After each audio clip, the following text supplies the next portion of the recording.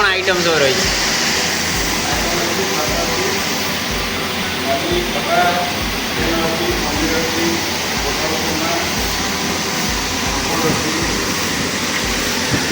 आगे करेंगे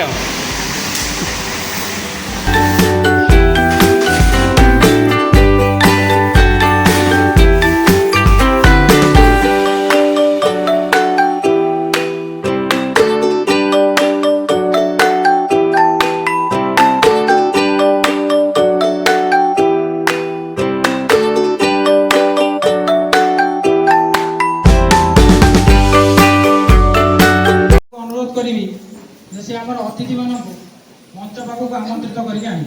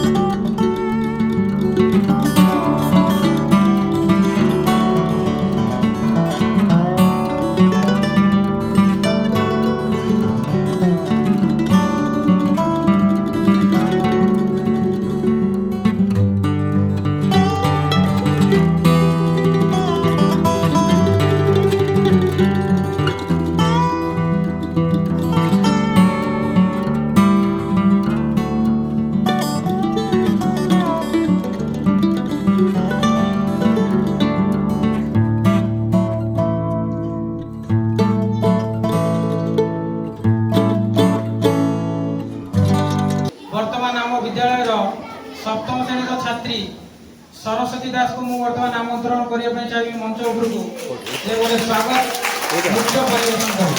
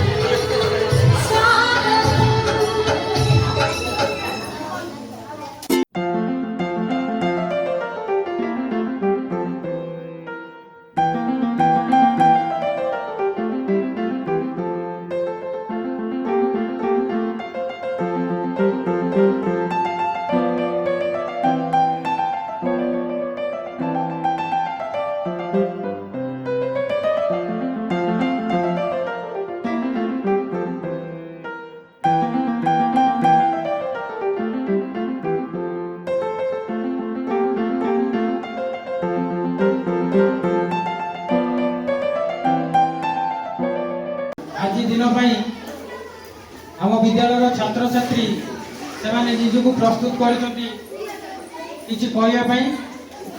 ତେଣୁ ଯେଉଁ ଛାତ୍ରଛାତ୍ରୀ ମାନେ ପ୍ରସ୍ତୁତ ହୋଇ ଆସିଛନ୍ତି ସେମାନଙ୍କୁ ଅନୁରୋଧ ସେମାନେ ତାଙ୍କର ଅଭିଭାଷଣ ରଖିବେ। ସମ୍ମାନୀୟ ସଭାପତି ପାଖୁନ ଗୁରୁଜୀ ଓ ଗୁରୁମା ବୃନ୍ଦ, ପାଖୁ ରଖ ମାଇ ପାଖୁ ରଖ। ଏଠାରେ ଉପସ୍ଥିତ ମୋର ଛୋଟ ବଡ଼ ଭାଇ ଭଉଣୀ ଓ ମୋର ସହପାଠୀଗଣ, ଆଜି ଆମ ବିଦ୍ୟାଳୟରେ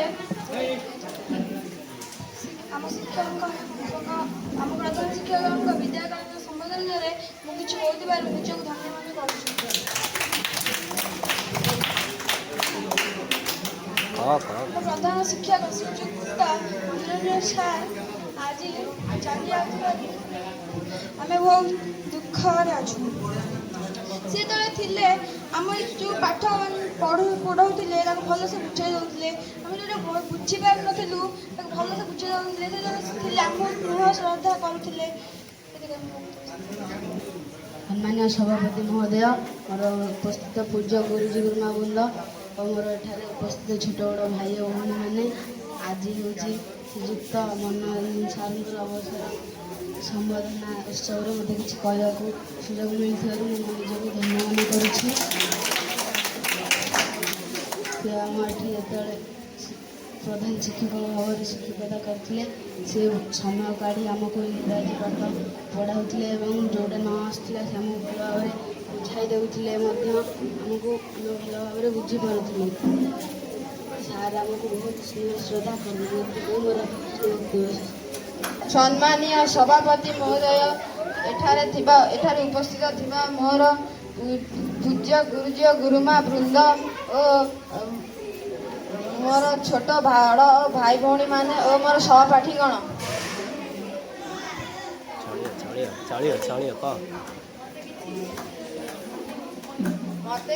ମୋତେ ଏହି ମଞ୍ଚରେ କିଛି କହିବାର ସୁଯୋଗ ମିଳିଥିବାରୁ ମୁଁ ମୋ ନିଜକୁ ବହୁତ ଧନ୍ୟ ମନେ କରୁଛି। ଆଜି ଆମ ବିଦ୍ୟାଳୟ ପାଇଁ ଏକ ଦୁଃଖଦାୟକ କଥା, କାରଣ ଆଜି ଆମ ବିଦ୍ୟାଳୟର ପ୍ରଧାନ ଶିକ୍ଷକ ଶ୍ରୀଯୁକ୍ତ ମନୋରଞ୍ଜନ ଜେନା ସାର୍ ଆଜି ଆମ ବିଦ୍ୟାଳୟରୁ ବିଦାୟ ନେଉଛନ୍ତି।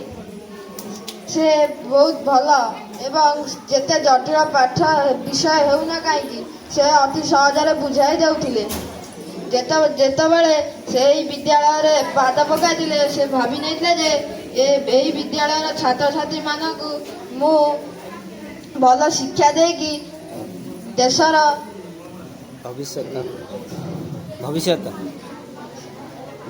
ଭଲ ନାଗରିକ କରିବି। ଏତିକି କହି ମୁଁ ମୋ ବକ୍ତୃତା ଶେଷ କରୁଛି। ମାନନୀୟ ସଭାପତି ମହୋଦୟ, ମୋର ପୂଜ୍ୟ ଗୁରୁଜୀ ଗୁରୁମା ବୃନ୍ଦ, ଏଠାରେ ଉପସ୍ଥିତ ଥିବା ମୋର ସାନ ବଡ଼ ଭାଇ ଭଉଣୀ ଓ ମୋର ସହପାଠୀଗଣ, ଆଜିର ଏହି ଦୁଃଖ ଭରା ଦିନରେ ମୋତେ କିଛି କହିବାକୁ ସୁଯୋଗ ମିଳିଥିବାରୁ ମୁଁ ନିଜକୁ ଧନ୍ୟ ମନେ କରୁଛି। ଆଜି ଆମ ସମସ୍ତଙ୍କ ପାଇଁ ବହୁତ ଦୁଃଖର ଦିନ। ଆଜି ଆମ ଗହଣରୁ ଆମର ଅତି ପ୍ରିୟ ଶିକ୍ଷକ ଶ୍ରୀଯୁକ୍ତ ମନୋରଞ୍ଜନ ଜେନା ସାର୍ଙ୍କୁ ଆମ ଗହଳରେ ଆଉ ଦେଖିବାକୁ ପାଇବୁ ନାହିଁ। ଆମ ବିଦ୍ୟାଳୟରେ ପ୍ରଧାନ ଶିକ୍ଷକ କାର୍ଯ୍ୟ କରୁଥିଲେ। ସେ ଆମ ସମୟ ବାହାର କରି ଆମମାନଙ୍କୁ ଇଂଲିଶ ପଢ଼ାଉଥିଲେ। ଦୀର୍ଘ 2 ବର୍ଷ ଧରି ସେ ଆମ ବିଦ୍ୟାଳୟରେ ରହି ଆସିଛନ୍ତି। ଶେଷରେ ମୁଁ କହିବି ମୋ ଗୁରୁଜୀ ଆଗାମୀ ଜୀବନ ସୁଖମୟ ହେଉ ଏବଂ ତାଙ୍କ ଜୀବନର ସୁଖ ଭରିଯାଉ। ମୋର ପୂଜ୍ୟ ଗୁରୁଜୀ ଓ ଗୁରୁମା ବୃନ୍ଦ, ଏଠାରେ ଉପସ୍ଥିତ ଥିବା ଛୋଟ ବଡ଼ ଭାଇ ଓ ଭଉଣୀମାନେ,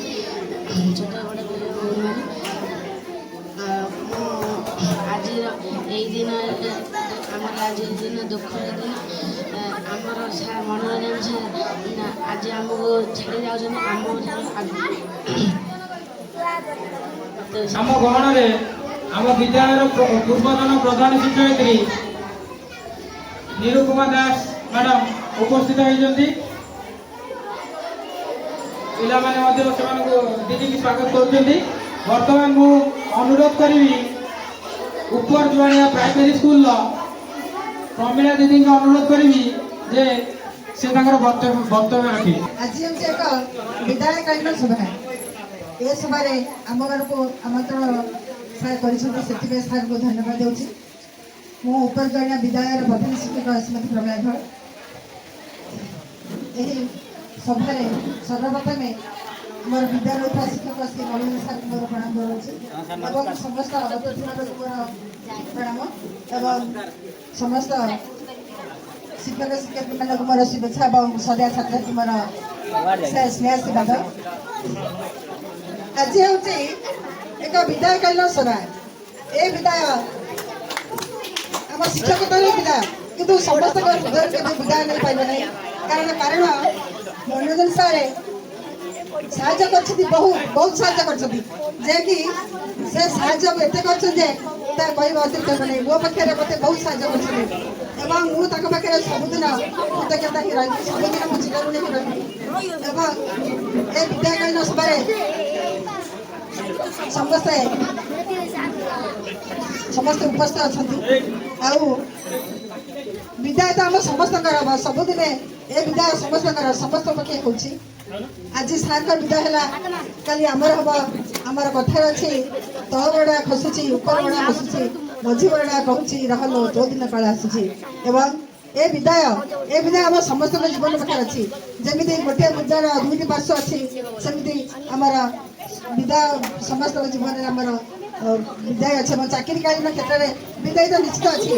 ଆଉ ସାର୍ଙ୍କୁ ମୁଁ ନିବେଦନ କରୁଛି, ଏ ବିଦାୟ ସମୟରେ ସାର୍ ମନ ଦୁଃଖ କରିବେ ନାହିଁ। ସାର୍ଙ୍କ ଜୀବନ, ଶେଷ ଜୀବନ ଠାକୁରଙ୍କ ଦୟାରୁ ହସ ଖୁସିରେ କଟୁ ଏବଂ ନିରୋଗ ଶାନ୍ତମୟ ଜୀବନଯାପନ କରନ୍ତୁ। ମୁଁ ଏତିକି ବିଦାୟ ନେଉଛି। ବିଦ୍ୟାଳୟର ପ୍ରଧାନ ଶିକ୍ଷକ କମଳାକାନ୍ତ ସାର୍ଙ୍କୁ ଅନୁରୋଧ କରୁଛି ସେ ତାଙ୍କର ଅଭିଭାଷଣ ରଖିବେ।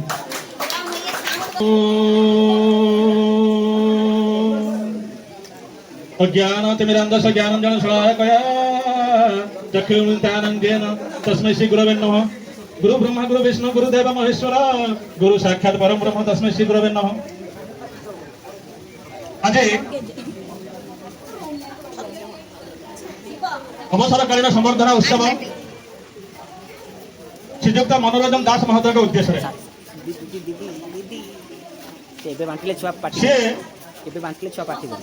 जड़े गुरु हिसाब से जड़े शिक्षक हिसाब से केवल ये खरखरी ग्राम प्राय विचित्रेश्वर नोडाल उपरा विद्यालय प्रथम शिक्षक रूपे परिचित नुहति।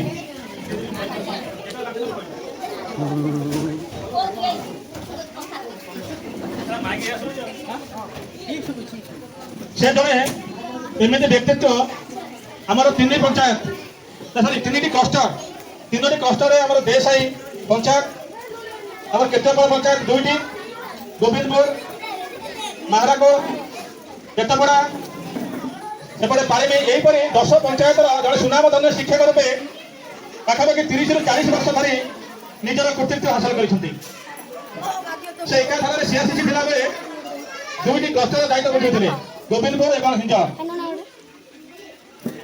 और मन पड़ुछि विगत दिन जो नीरू दीदी फेरवेल मीटिंग होता आज दिवस अनुभूत होती कारण नीरू दीदी एकाधारे अनेक गुड़े स्कूल सहित जड़ित थे। आम साधारणतः जो फेरवेल मीटिंग करूँ से स्कूल शिक्षक से क्लस्टर शिक्षक शिक्षयित्री अति बेसी निजर परिचित पाखपाख 2 जन 4 शिक्षक शिक्षयित्री आसी था कि व्यतिक्रम हुए नीरू दीदी पाखे व्यतिक्रम हुए मनोरंजन सार पाखे पाखापाखि 50 ରୁ ऊर्ध्व स्कूल शिक्षक शिक्षयित्री गोटे जगह आज रुंडीभूत होते से महान शिक्षक जहाँ अवसरकालीन समय दुई पद कथा कही सांत्वना देवाई कथा अच्छी कहीं रही ना रही ना ये भवरंग भूमि तले सर्वे निज निज अभिनय सारी बाहुड़ी काला बड़े प्रकृत में केवल अभिनय करने 30 ରୁ 40 वर्ष धरी निजर जो किसी ज्ञानर भंडार से निज भर घंटायित कर रखिते से ज्ञानर भंडार को कुनि कुनि पिला मध्य बंटन कर आज समाज में अनेक गुड़िए सुमनिष अवदान अतुलनीय से कुनि पिला आज जो परिपुष्ट हो समाज में निजर कृतित्व हासिल करते समय सारंगर विदायकालीन दृश्य बाहर थिला बेले से मन पकड़े आज मनोरंजन सार आमको छाट माड़ मारी आज आम यही जगह पहुंचीचु किंतु आम समय दे पारूँ जे आसी फेरवेल मीटिंग जोग दे पारूँ କିନ୍ତୁ ମନ ଭିତରେ ନିଶ୍ଚିତ ଭାବରେ କହ ଅଛି, ମନ ଭିତରେ ନିଶ୍ଚିତ ଭାବରେ ଆନ୍ତରିକତାର ଭଲ ପାଇବା ଅଛି। ସାର୍ ଯେମିତି ଥାନ୍ତୁ ଯୋଉଠି ଥାନ୍ତୁ ନିଶ୍ଚିତ ଭାବରେ ଭଲରେ ରହିବେ। ତାଙ୍କର ଆଗାମୀ ଭବିଷ୍ୟ ଉଜ୍ଜଳମୟ ହେବ, ତାଙ୍କ ପରିବାରରେ ସୁଖ ଶାନ୍ତି ଆସିବ। ନିଶ୍ଚିତ ଭାବରେ ତାଙ୍କର ହାତ ଗଣିତ ସେହି ପିଲାମାନଙ୍କର ହୃଦୟରୁ ଆଜିର ଦିବସରେ ନିଶ୍ଚିତ ସମର୍ପିତ ମନୋଭାବ ରହୁଥିବ। ମନୋରଞ୍ଜନ ସାର୍ ହେଉଛନ୍ତି ବ୍ୟକ୍ତିଗତ ଭାବେ ମୋ ବାପାଙ୍କ ସାଙ୍ଗ। ଆମେ ଛୋଟବେଳୁ ସାର୍ଙ୍କୁ ଜାଣିଛୁ, ଅତି ଅମାୟିକ, ସରଳ, ନିଷ୍କପଟ ଲୋକ ସେ। ଯେତେବେଳେ ମୁଁ ପ୍ରଥମେ ଜଏନ୍ କରିଥିଲି ଶିକ୍ଷକତା ବୃତ୍ତିରେ, ସେ ଯେତିକି ଖୁସି ହେଇଥିଲେ ସେତିକି ଦୁଃଖ ମଧ୍ୟ କରିଥିଲେ ଯେ ଆଉ କୋଉଠି ଯାଇ ମୁଁ ପହଞ୍ଚିଥାନ୍ତି, କାହିଁକି ଶିକ୍ଷକତା ବୃତ୍ତିକୁ ଆପଣେଇବି। ବାପାଙ୍କ ସହ ଦେଖାହେଲା ବେଳେ ସାର୍ କୁହନ୍ତି, ଯାଉ ତୋର ତିନି ପୁଅ ଯାକ ଗଭର୍ଣ୍ଣମେଣ୍ଟ ଚାକିରି କଲେ, ଭଲରେ ଅଛୁ, ସବୁ କଥା କୁହନ୍ତି ସାର୍। ସମୟ ବଦଳି ଯାଇଛି, ଆମେ ଏଡ଼ିକି ଥିଲୁ, ଆଜି ଆମେ ମଧ୍ୟ ଶିକ୍ଷକତାର ଅର୍ଥ ସମୟ କଟେଇ ସାରିଲୁ। ସାରଙ୍କର ସେଇ ଦୁଇ ପଦ କଥା ଆଜି ମନେ ପଡ଼େ। ଦୀର୍ଘ 20 ବର୍ଷ ତଳର କଥା, ଦୀର୍ଘ 15 ବର୍ଷ ତଳର କଥା, ଯେତେବେଳେ ଆମେ ସାରଙ୍କ ପାଖରେ ପଢ଼ୁଥିଲୁ ଏବଂ ପରବର୍ତ୍ତୀ ମୁହୂର୍ତ୍ତରେ ସାରଙ୍କ ତତ୍ତ୍ୱାବଧାନରେ ଶିକ୍ଷକତା କଲୁ ଏବଂ ପରେ ପରେ ସାରଙ୍କ ସହିତ ଟ୍ରେନିଂ ମେଟ୍ ହେଲୁ। ଏଭଳି ଅନେକ କିଛି ଘଟଣା ବଳି ଘଟି ଯାଇଛି ଏଇ ବିଗତ 10ରୁ 15 ବର୍ଷ ମଧ୍ୟରେ। ଯେତେବେଳେ ପ୍ରଧାନ ଶିକ୍ଷକ ରୂପେ ସାର୍ ଆସିବାକୁ ଚିନ୍ତା କଲେ, ମୁଁ ମଧ୍ୟ ସାରଙ୍କୁ କହିଥିଲି, ବିଚିତ୍ରେଶ୍ୱର ମଡେଲ ଏମିତି ଏକ ସ୍କୁଲ ଯେଉଁଠି ଆପଣ ନିଜର ଭିତରେ ଥିବା ଅନ୍ତର୍ନିହିତ ଗୁଣାବଳୀକୁ ଆହୁରି ପରିପୁଷ୍ଟ କରିପାରିବେ। କାରଣ ସେହି ସ୍କୁଲରେ ବିଗତ ଦିନମାନଙ୍କରେ ଅନେକ ଭଲ ଭଲ ଶିକ୍ଷକ ଶିକ୍ଷୟିତ୍ରୀ ଏ ବିଦ୍ୟାଳୟ ପାଇଁ କିଛି ଅବଦାନ କରି ଯାଇଛନ୍ତି। ଆପଣ ମଧ୍ୟ ଆପଣଙ୍କର ସମୟର ସାୟାହ୍ନ ସମୟରେ କିଛି ସେହିଭଳି କୃତିତ୍ୱ କରି ଯାଆନ୍ତୁ, ଯାହାକି ପରବର୍ତ୍ତୀ ସମୟରେ ଆପଣଙ୍କ ଜୀବନରେ ଏକ ସୁଖଦ ମୁହୂର୍ତ୍ତ ହେଇ ରହିବ। ତେଣୁ ସ୍ୱଳ୍ପକାଳୀନ ପ୍ରଧାନ ଶିକ୍ଷକତା ଭିତରେ ଯେଉଁ କିଛି ଦିନ ସାର୍ ଏଠି ଥିଲେ ବା ଅଛନ୍ତି, ନିଶ୍ଚିତ ଭାବରେ ପିଲାମାନଙ୍କର ବୌଦ୍ଧିକ, ପିଲାମାନଙ୍କର ଶୈକ୍ଷିକ ସହଶୈକ୍ଷିକ ସମସ୍ତ ଗୁଣାବଳୀ ବିକାଶ କରିବାରେ ସେ କେବେ ବି ଦୁବିଧା ମନୋଭାବ କରିନାହାନ୍ତି, କେବେ ବି ସମୟ ଅପଚୟ କରିବାକୁ କେବେ କୁଣ୍ଠାବୋଧ କରିନାହାନ୍ତି। ତାଙ୍କ ସମୟରେ ବିଗତ ବର୍ଷରେ ହୋଇଥିବା ଆନୁଆଲ ଫଙ୍କସନ, ଆନୁଆଲ ସ୍ପୋର୍ଟସ ଅତି ରମଣୀୟ, ଅତି ସୁନ୍ଦର ଥିଲା। ମୁଁ ମଧ୍ୟ ସେଇ ସ୍ପୋର୍ଟସରେ ଭାଗ ନେଇଥିଲି, ସେ ଆନୁଆଲ ଫଙ୍କସନରେ ଭାଗ ନେଇଥିଲି।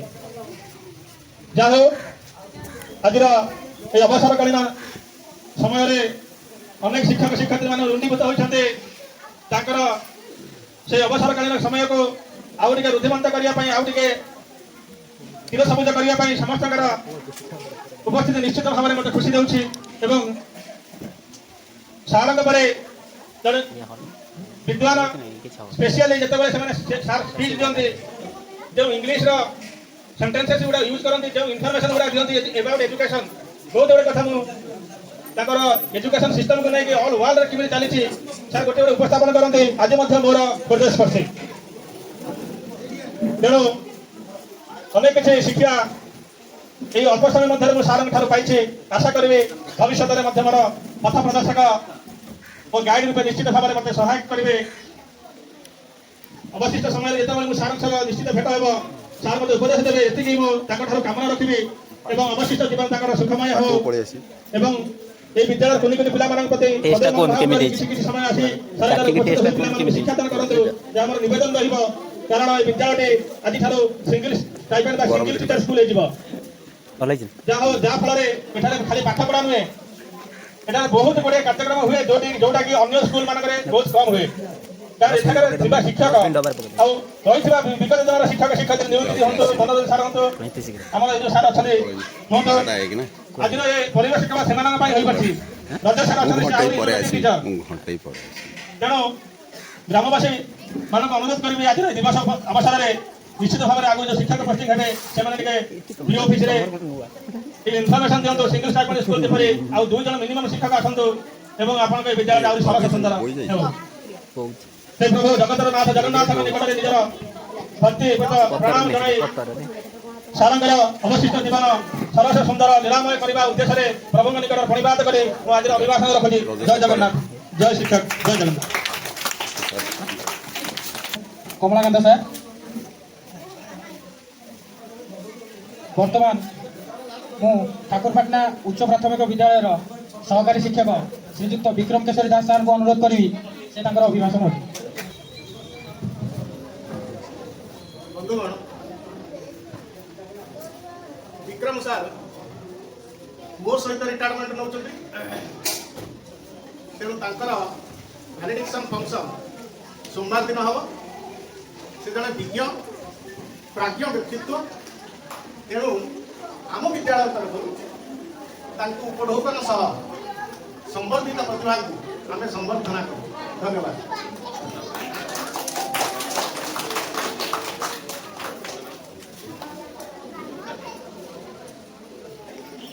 ଆଜିର ଏହି ଅବସରକାଳୀନ ସମ୍ବର୍ଦ୍ଧନା ଉତ୍ସବର ଆଜିର ସଭାରେ ସଭାପତି କରୁଥିବା ମୋର ପ୍ରିୟ ବନ୍ଧୁ ନମସ୍କାର ଏବଂ ମଞ୍ଚାସୀନ ବିଦ୍ୟାଳୟର ଏସ୍ଏମ୍ସି କମିଟିର ସଭାପତି ଏବଂ ଆମର ଜଣେ ବିଶିଷ୍ଟ ଶିକ୍ଷାବିତ ଗୁରୁଜୀ ଏବଂ ଆଦର୍ଶ ଶିକ୍ଷକ ତଥା ଆଜି ଯାହାଙ୍କ ଉଦ୍ଦେଶ୍ୟରେ ଏହି କାର୍ଯ୍ୟକ୍ରମ ସମ୍ମାନୀୟ ମନୋରଞ୍ଜନ ସାର୍ ଏବଂ ମୋ ସମ୍ମୁଖରେ ବସିଥିବା କୁନି କୁନି ସଦୟ ଛାତ୍ରଛାତ୍ରୀ ଏବଂ ଏହି କାର୍ଯ୍ୟକ୍ରମକୁ ବଳିଷ୍ଠ କରିବା ପାଇଁ ଉନ୍ନତ କରିବା ପାଇଁ ଯୋଗଦାନ କରିଥିବା ବିଭିନ୍ନ ବିଦ୍ୟାଳୟର ଶିକ୍ଷକ ଶିକ୍ଷିକା ଏବଂ ଏହି ଗ୍ରାମର ବয়োଜ୍ୟେଷ୍ଠ ବ୍ୟକ୍ତିଗଣ ସମସ୍ତଙ୍କୁ ପ୍ରଣାମ ଜଣାଇ ମାନସିକ ସ୍ତରରେ ପ୍ରସ୍ତୁତି ନଥିଲେ ମଧ୍ୟ ସାରଙ୍କ ବିଷୟରେ ନ ପାଇ ଅନ୍ତତଃ ମୁଁ କହିପାରୁନାହିଁ ବୋଲି ଅନୁଭବ କରିବାରୁ ସାହସ ଜୁଟାଇ ପଦ କହିବାକୁ ଚେଷ୍ଟା କରୁ। କଥାରେ ଅଛି ଆମେ ସମସ୍ତଙ୍କ ଠାରୁ ଭିନ୍ନ ଅଛୁ ଯେହେତୁ ଆମେ ମଣିଷ ଆମେ ସମସ୍ତଙ୍କ ଠାରୁ ଗୋଟିଏ ଭିନ୍ନ ଜିନିଷ ପାଉଛୁ ଯାହା ହେଉଛି ଶିକ୍ଷା। ଆମ ପାଖରେ ଶିକ୍ଷା ଥିବାରୁ ଆମେ ଏ ବିଶ୍ୱର ଅନ୍ୟ ପ୍ରାଣୀମାନ ଠାରୁ ଏକ ସ୍ୱତନ୍ତ୍ର ସ୍ଥାନ ଅଧିକାର କରିଛୁ। ସେହି ଦୃଷ୍ଟିକୋଣରୁ ମୁଁ ଆଗେ ମୋର ବକ୍ତବ୍ୟକୁ ଦୁଇଟି ପର୍ଯ୍ୟାୟରେ ରଖିବା ପାଇଁ ଚେଷ୍ଟା କରୁଛି। ଗୋଟିଏ ହେଲା ଶିକ୍ଷା କଥା। ତେଣୁ ପୂର୍ବରୁ ଗୋଟେ କଥା ଅଛି ପୁରୁଷ ସ୍ୱହା ବିଦ୍ୟା ପୁଷ୍ପଳ ନାମ ଧନୀ ନବା କିମ୍ବା ବିଦ୍ୟାୟା ବିଦ୍ୟାୟା ଚତୁର୍ଥ ନୈବ କାରଣ। ଏହାର ଅର୍ଥ ହେଉଛି ଆମେ ଚାରିଟି ଉପାୟରେ ବିଦ୍ୟା ଆହରଣ କରିଥାଉ ବା ପ୍ରାପ୍ତ କରିଥାଉ ଗୁରୁଜନଙ୍କ ଠାରୁ ଏବଂ ପୁରୁଷ ସ୍ୱହା ବିଦ୍ୟା ପୁଷ୍ପଳ ଧନୀ ନବା କିମ୍ବା ଆମେ ଅଧିକ ପୁଷ୍ପଳ ଧନ ଦେଇକି ଜ୍ଞାନ ଅର୍ଜନ କରିବା କିମ୍ବା ନିଜେ ଜ୍ଞାନୀ ହେଇକି ନିଜର ଜ୍ଞାନକୁ ଅନ୍ୟ ପାଖରେ ପ୍ରକାଶ କରି ତାହା ପାଖରେ ଥିବା ଜ୍ଞାନକୁ ଆମେ ଆହରଣ କରିବା। ଏହିପରି ଚତୁର୍ଥ ଉପାୟ କିଛି ନାହିଁ, ତିନୋଟି ଉପାୟରେ ମୁଖ୍ୟତଃ ଆମେ ଜ୍ଞାନ ଆହରଣ କରିଥାଉ। ଶିକ୍ଷକ ହେଉଛନ୍ତି ଏହି ଜ୍ଞାନ ଆହରଣ କରିବାର ବିଭିନ୍ନ ଉତ୍ସ ମଧ୍ୟରୁ ଏକ ବଳିଷ୍ଠ ଉତ୍ସ ଯୋଉଥିରୁ ଯୋଉମାନଙ୍କ ଠାରୁ ଆମେ ପ୍ରତ୍ୟକ୍ଷ ଭାବରେ ଜ୍ଞାନ ପାଇ ଆମେ ସମସ୍ତେ ନିଜ ନିଜ ସ୍ତରରେ ବର୍ତ୍ତମାନ ଉପସ୍ଥାପିତ ହୋଇପାରିଛନ୍ତି। ତେଣୁ ଶିକ୍ଷକତା ଏକ ଏଭଳି ବୃତ୍ତି ପ୍ରତିଦିନ ଈଶ୍ୱରଙ୍କ ଠାରୁ ସେ କର୍ତ୍ତବ୍ୟ ଆରମ୍ଭ କରିଥାଏ। ଈଶ୍ୱରଙ୍କ ଠାରୁ ଆଶୀର୍ବାଦ ପ୍ରାପ୍ତ ହେଲା ପରେ ଦୈନନ୍ଦିନ କର୍ତ୍ତବ୍ୟ କରିଥାଏ। ମୋର କହିବା କଥା ଯେ ବିଦ୍ୟାଳୟର ଯେଉଁ ସମୟ ପ୍ରାର୍ଥନା କରାଯାଏ ସେଥିରେ ଶିକ୍ଷକଙ୍କର ଯୋଗଦାନ ରହିଥାଏ। ସେ ଈଶ୍ୱରଙ୍କ ଠାରୁ ଆଶୀର୍ବାଦ ନେଇ ଶିକ୍ଷକତା ଆରମ୍ଭ କରେ ବା ଶିକ୍ଷଣ କାର୍ଯ୍ୟ ଆରମ୍ଭ କରିଥାନ୍ତି। ପିଲାମାନେ ଯେପରି ଈଶ୍ୱରଙ୍କ ଠାରୁ ଆଶୀର୍ବାଦ ନେଇ ବିଦ୍ୟା ଅଧ୍ୟୟନ କରିଥାନ୍ତି, ଶିକ୍ଷକ ମଧ୍ୟ ଅନୁରୂପ ଭାବରେ ଈଶ୍ୱରଙ୍କ ପାଖରେ ପ୍ରଥମେ ନିଜକୁ ସମର୍ପି ଦେଲା ପରେ ପିଲାମାନଙ୍କୁ ଶିକ୍ଷଣ କାର୍ଯ୍ୟ ଆରମ୍ଭ କରିଥାନ୍ତି। ଏହା ଏକ ପବିତ୍ର କାର୍ଯ୍ୟ। ଜଗତରେ କେତେ କାର୍ଯ୍ୟ ଅଛି, ଶିକ୍ଷକତା କାର୍ଯ୍ୟ ଏକ ନିଆରା ସ୍ୱତନ୍ତ୍ର କାର୍ଯ୍ୟକ୍ରମ ଯେଉଁଥିରେ କି ଅଛି ସବୁ ପ୍ରକାର ଆନନ୍ଦ ପାଇବାର ଏହା ଏକ ବୃତ୍ତି। ସେଭଳି ଏକ ବୃତ୍ତିକୁ ଆପଣେଇଥିବା ବା ଈଶ୍ୱରଙ୍କ ବରାଦରେ ଥିବା ଏଭଳି ଏକ ବୃତ୍ତିକୁ ଅନ୍ତତଃ ଏହି ବ୍ୟକ୍ତିଙ୍କ ପାଖରେ ରଖିବା ପାଇଁ ତାହା ସେହି ବ୍ୟକ୍ତିକୁ ଉପଯୁକ୍ତ ଭାବରେ ଶିକ୍ଷକ ସଜାଇବାରେ ହାତ ରହିଛି ସେହି ଈଶ୍ୱରଙ୍କର ବା ସର୍ବଶକ୍ତିମାନଙ୍କର। ତେଣୁ ମୁଁ ଏହା କହିବା ଉଦ୍ଦେଶ୍ୟ ହେଉଛି ମନୋରଞ୍ଜନ ସାର୍ ଆଜି ତାଙ୍କର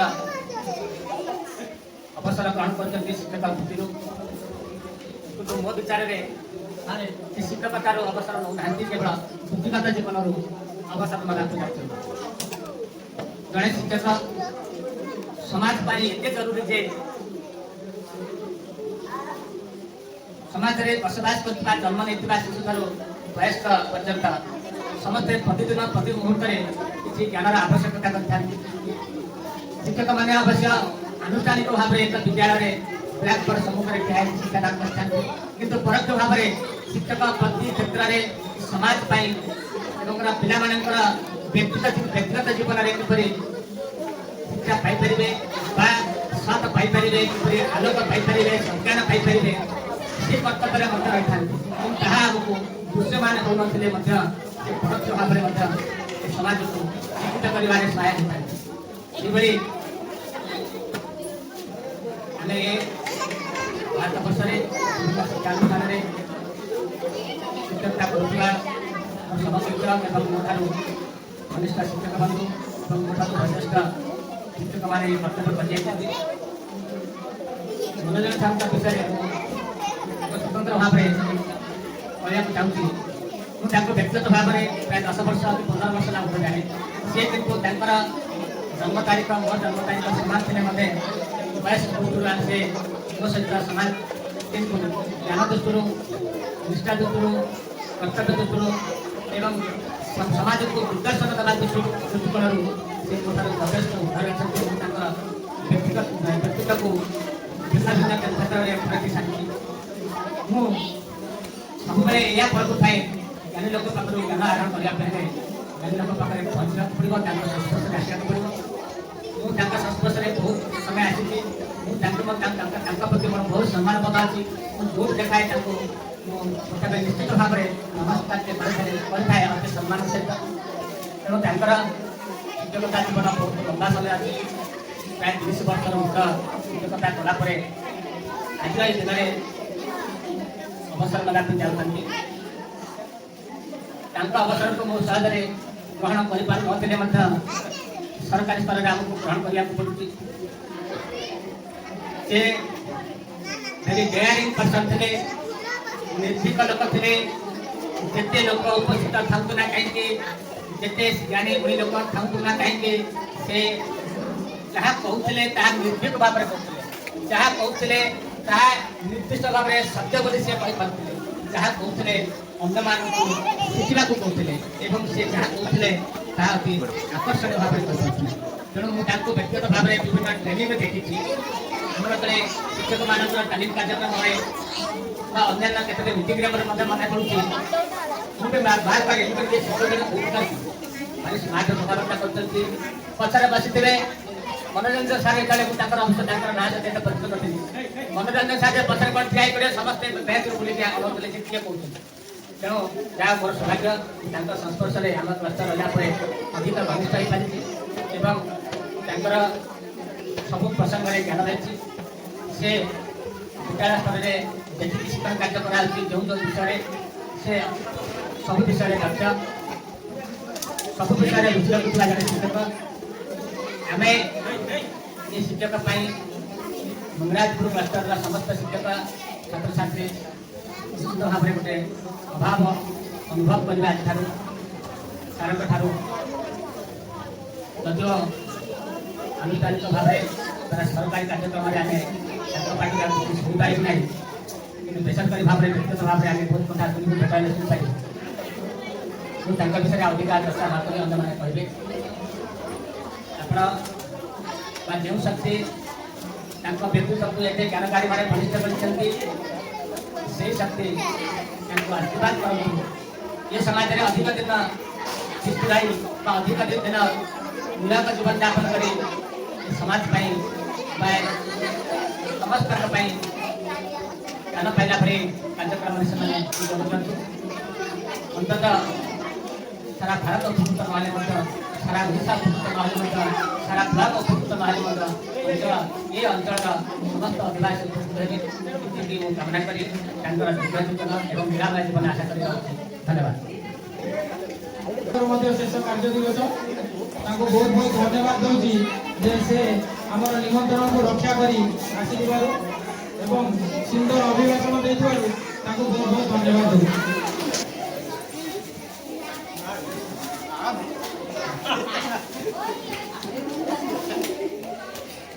नमस्कार।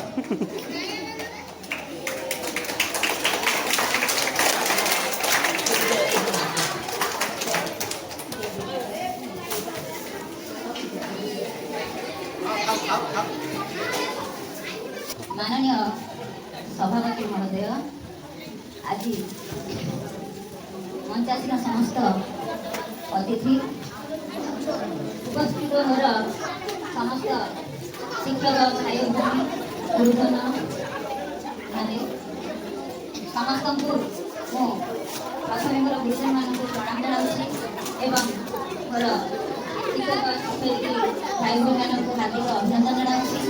ଆଉ ଆଜି ଯାହା ପାଇଁ ଏ ଅବସରକାଳୀନ ସଭା ହେଇଛି ସେ ହେଉଛି ମୋର ଅତି ଆଦରର ସାନ ଭାଇ ମନୋରଞ୍ଜନ। ତାକୁ ମୁଁ ମୋର ଅନ୍ତରର ନିଭୃତ କୋଣରେ ସାଇତି ରଖିଥିବା ସମସ୍ତ ସ୍ନେହ, ଶ୍ରଦ୍ଧା, ମମତା ଜ୍ଞାପନ କରୁଛି ଏବଂ ପ୍ରଥମରୁ ମଧ୍ୟ ମୁଁ ଈଶ୍ୱରଙ୍କ ପାଖରେ ନିବେଦନ କରୁଛି ତାର ଅବସର ଜୀବନ ବହୁତ ସୁଖରେ ବିତୁ।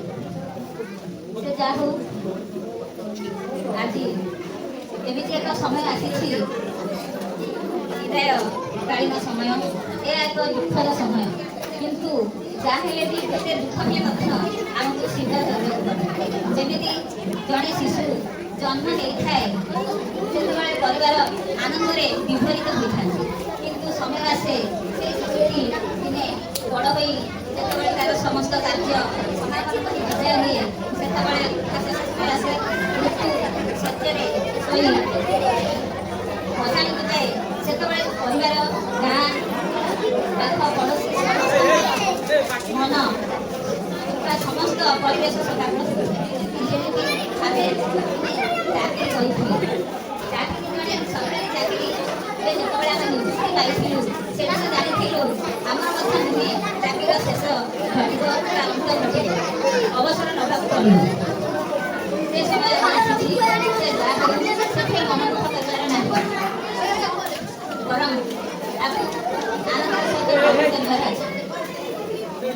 ଆଉ ଯାହା ଯେଉଁ ବ୍ୟକ୍ତିତ୍ୱ ଆଜି ଏଇ ଶିକ୍ଷାନୁଷ୍ଠାନରୁ ବିଦାୟ ନେଉଛନ୍ତି ସେ କେବଳ ଏଇ ଶିକ୍ଷାନୁଷ୍ଠାନରୁ କରିଛନ୍ତି ତା କହିବାକୁ ନାହିଁ।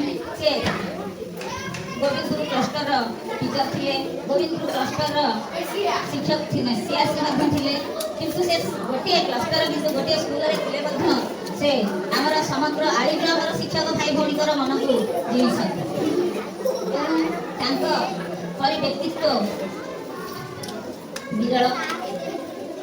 ମୋର ମୋ ବ୍ୟକ୍ତିଗତ ସମ୍ପର୍କରେ ତା କଥା କହୁଛି, ସେ ହେଉଛି ମୋର ସାନ ଭାଇ। ଏତେ ସେ ମୋତେ ଭଲ ପାଏ, ଯୋଉଠି ଦେଖେ ଯେତେବେଳେ ସେ ନିରୁ ଦେଇ ବୋଲି ଡାକିଦିଏ ସେତେବେଳେ ମୋ ମନ କୁଣ୍ଠା ହୋଇଯାଏ ଏବଂ ମୁଁ ଆନନ୍ଦରେ ମଧ୍ୟ ବିଭୋର ହେଇଯାଏ। ଶେଷରେ ସେ କହେ ଦେଇ ମୋ ମୁଣ୍ଡ ଟିକେ ହାତ ରଖିଦିଏ, ମୋତେ ଟିକେ ଆଶୀର୍ବାଦ କରିଦିଏ। ଏତିକି କଥା ମୋତେ ଏତେ ଭଲ ଲାଗେ। ତାରି ସେଇ କଥା ପଡ଼ିବ ମୋତେ ଆଜି ଭୁବନେଶ୍ୱରରୁ ମୁଁ ସକାଳ 4ଟା ରାତିରୁ ଉଠି ଆସି 11ଟାରେ ମୁଁ ପହଞ୍ଚିଲି ସିଂପୁରରେ। ସିଂପୁର ମଧ୍ୟ ସେ ପିଲା ପଠେଇକି ମୋତେ ଆଣିଲା। ତାର ଏଇ କାର୍ଯ୍ୟକଳାପରୁ ସେ ମୋତେ କେତେ ଭଲ ପାଏ, କେତେ ସମ୍ମାନ ଦିଏ ତାହା ସ୍ପଷ୍ଟ। ତା ବିଷୟରେ ଯେତେ କହିଲେ ମଧ୍ୟ କମ୍ ହେବ। ତେଣୁ ତାର ଯିବା ପରେ ସେ ଏଇ ସ୍କୁଲକୁ ପ୍ରଧାନ ଶିକ୍ଷକ ହେଇକି ଆସିଲା ପରେ ମଧ୍ୟ ଶୁଣିଛି, ବାରମ୍ବାର ମଧ୍ୟ ଆସିକି ତାକୁ ଦେଖା କରିଛି ଏବଂ ତା କାର୍ଯ୍ୟ ସେ ସୁଚାରୁ ରୂପରେ ତୁଲେଇ ପାରିଛି। ସେଥିପାଇଁ ତାକୁ ବହୁତ ବହୁତ ଧନ୍ୟବାଦ। ସେ ତ ପାରିଲା କଣର ପିଲାଟିଏ, କିନ୍ତୁ ସେ କେଉଁଠି ହାରିବାର ନାହିଁ। ସେ କେବେ କେଉଁଠି ହାରିନି, କେବେ ବି ତା ଜୀବନରେ ମଧ୍ୟ ହାରିବ ନାହିଁ। ତେଣୁ ସେ ତାର ଅବସର ସମୟକୁ ଠିକ୍ ଭାବରେ ବିନିଯୋଗ କରିବ। ଆଗକୁ ଯଦି କିଛି ଅନୁଷ୍ଠାନ କିମ୍ବା ଆନୁଷ୍ଠାନିକ କାର୍ଯ୍ୟରେ ନିଜକୁ ନିୟୋଜିତ କରିବ, ସେ ଆହୁରି ମଧ୍ୟ ପ୍ରିୟ ଭାଜନ ହୋଇପାରିବ, ସମ୍ମାନପ୍ରଦ ହୋଇପାରିବ ବୋଲି ମୁଁ ଆଶା କରେ। ସେ ଜଣେ ଶାନ୍ତ ସରଳ ପିଲାଟିଏ, କିନ୍ତୁ କାର୍ଯ୍ୟରେ ସେ ସମ୍ପୂର୍ଣ୍ଣ କୁଶଳୀ ଏବଂ କାର୍ଯ୍ୟରେ ଯେମିତି କେଉଁଠି ସେ ହାରିନି, କାର୍ଯ୍ୟ ନିପୁଣତା ତା ପାଖରେ ମଧ୍ୟ ପରିପୃଷ୍ଟ।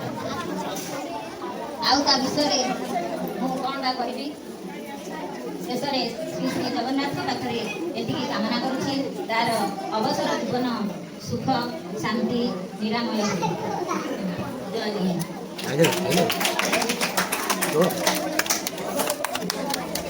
ବଳ କମେ ନା କଣ?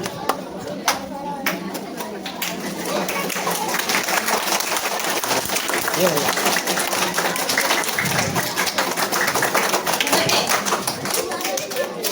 ବିହଳ ହୋଇ ମୋ ଛୁଆମାନଙ୍କୁ ମୁଁ କିଛି କହିପାରି ନାହିଁ।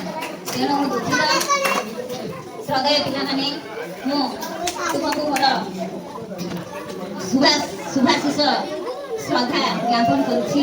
ଏବଂ ଦେଖ, ଆମର ବର୍ତ୍ତମାନ ରଜ ସାରେ ଏକା ହେଇଯିବେ। ମନୋରଞ୍ଜନ ସାର୍ ଯିବା ପରେ ପୁଣି କେବେ ଶିକ୍ଷକ ନିଯୁକ୍ତି ହେବେ ତାର ଠିକଣା ନାହିଁ। ସରକାରଙ୍କ କଥା କେତେବେଳେ କ'ଣ ହବ କହିହେବ ନାହିଁ। ତେଣୁ ପିଲାମାନେ ସମସ୍ତେ, ଜଣେ ଶିକ୍ଷକ ଯେହେତୁ ଆମ ରଜ ସାରେ, ତାଙ୍କୁ ତମେ ସମସ୍ତେ ସହଯୋଗ କରିବ। ସହଯୋଗ ମାନେ ଠିକ ସମୟରେ ବିଦ୍ୟାଳୟକୁ ଆସିବ, ଶୃଙ୍ଖଳା ରକ୍ଷା କରିବ। ସାର୍ ଯେତିକି ଟ୍ୟାକ୍ସ ଦେବେ ତାକୁ ବସିକି କରିବ, ଯେମିତି ସାର୍ଙ୍କୁ ହଇରାଣ ନ କରିବ, ହେଲା। ମନ ଦେଇ ପଢ଼ିବ।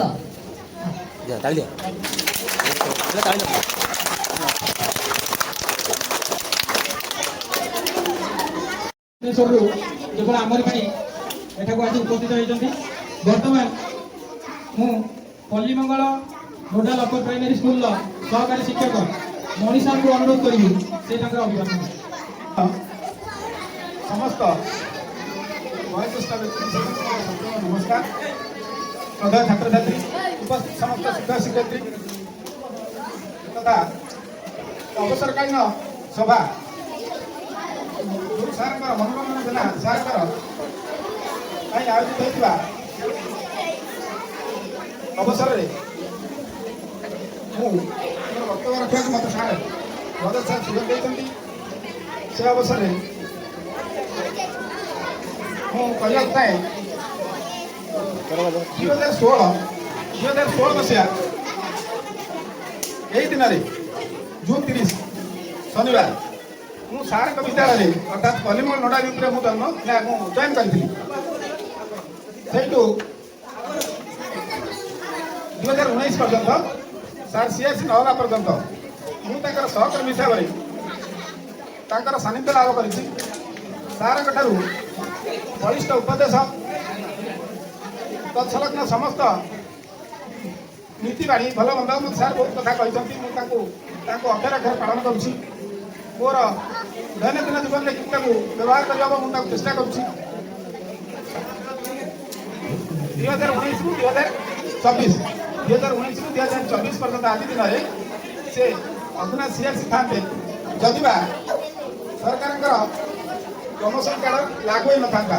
ଯାହା ହଉ ମୋର ଖୁସିର କଥା, ସାର୍ ପ୍ରମୋସନରେ ଏଇଠିକି ଆସିଲେ। ଆମ ସ୍କୁଲ ଯେଉଁଠି ଥିଲା ସେଇ CRC ଥିଲେ। CRC ବେଳେ ଯେଉଁ ପ୍ରାଥମିକ ସମସ୍ୟା ଥିଲା, ବହୁତ ସମସ୍ୟାରେ ସେ ଥିଲେ। ଯାହାଦ୍ୱାରା 2019 ପରେ 2020 କଥା କହୁଛି, 2020ରେ ଯେତେବେଳେ ମହାମାରୀ କରୋନାର ସମୟରେ ସେ ଯେଉଁ ଶିକ୍ଷକମାନଙ୍କୁ ସଂଗଠିତ କରିଥିଲେ, ଶିକ୍ଷକମାନଙ୍କୁ ସଂଗଠିତ କରି ଯେଉଁ ସରକାର କରୋନାରେ ଡ୍ୟୁଟି ବଣ୍ଟନ କରିଥିଲେ, ସେ ଗୋଟେ ଆଶ୍ଚର୍ଯ୍ୟ କଥା, ଏତେ ସମାଜ ଠିକ୍ ଭାବରେ ହେଇଥିଲା। ଆଉ କୌଣସି ଜାଗାରେ ଏମିତି ହେବାର ସମ୍ଭାବନା ନଥିଲା କି ହୋଇନଥିଲା। ଏବେ 2023ରେ ସାର୍ ଆସିକି ଜଏନ୍ କଲେ। ଆମକୁ ସେଇ ସମୟରେ ଆମେ ତାଙ୍କୁ ସାନ୍ନିଧ୍ୟ ଛାଡ଼ିଲୁ। କିନ୍ତୁ ଯେହେତୁ ଗୋଟେ ପଞ୍ଚାୟତର ବାସିନ୍ଦା, ମୁଁ ତାଙ୍କ ସେ ପଞ୍ଚାୟତର ଗୋଟେ ବାସିନ୍ଦା, ମୁଁ ତାଙ୍କ ସହିତ 1990 ମସିହାରେ ମୁଁ ତା ସହିତ ପରିଚିତ। ମୁଁ ଭଲ ମନ୍ଦ ତାଙ୍କଠୁ ସାଂଗଠନିକ କଥା ଗ୍ରହଣ କରେ, ଆଉ ତାଙ୍କର ନୀତି ଆଦର୍ଶ ମୁଁ ଗ୍ରହଣ କରେ। ଆଉ କହିବା କଥା, ମୋତେ ଏ ଅବସରରେ ଆଶୀର୍ବାଦ କରନ୍ତୁ।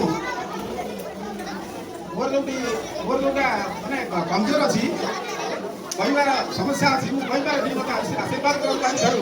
ମୁଁ ତାଙ୍କ ବାକ୍ୟଟା କିଛି ମୋତେ ଦିଅନ୍ତୁ, ମୁଁ ସେଇ ବାକ୍ୟଟା ନିଏ। ଆଉ ମୁଁ କହିବାର ସୁଯୋଗ ପାଏ, କହିବାକୁ ଆଉ ଯାହା ପରେ କହିବି, ମୋର କିଛି ଅସୁବିଧା ନ ହଉ। ମୋତେ ଆଶୀର୍ବାଦ କରନ୍ତୁ।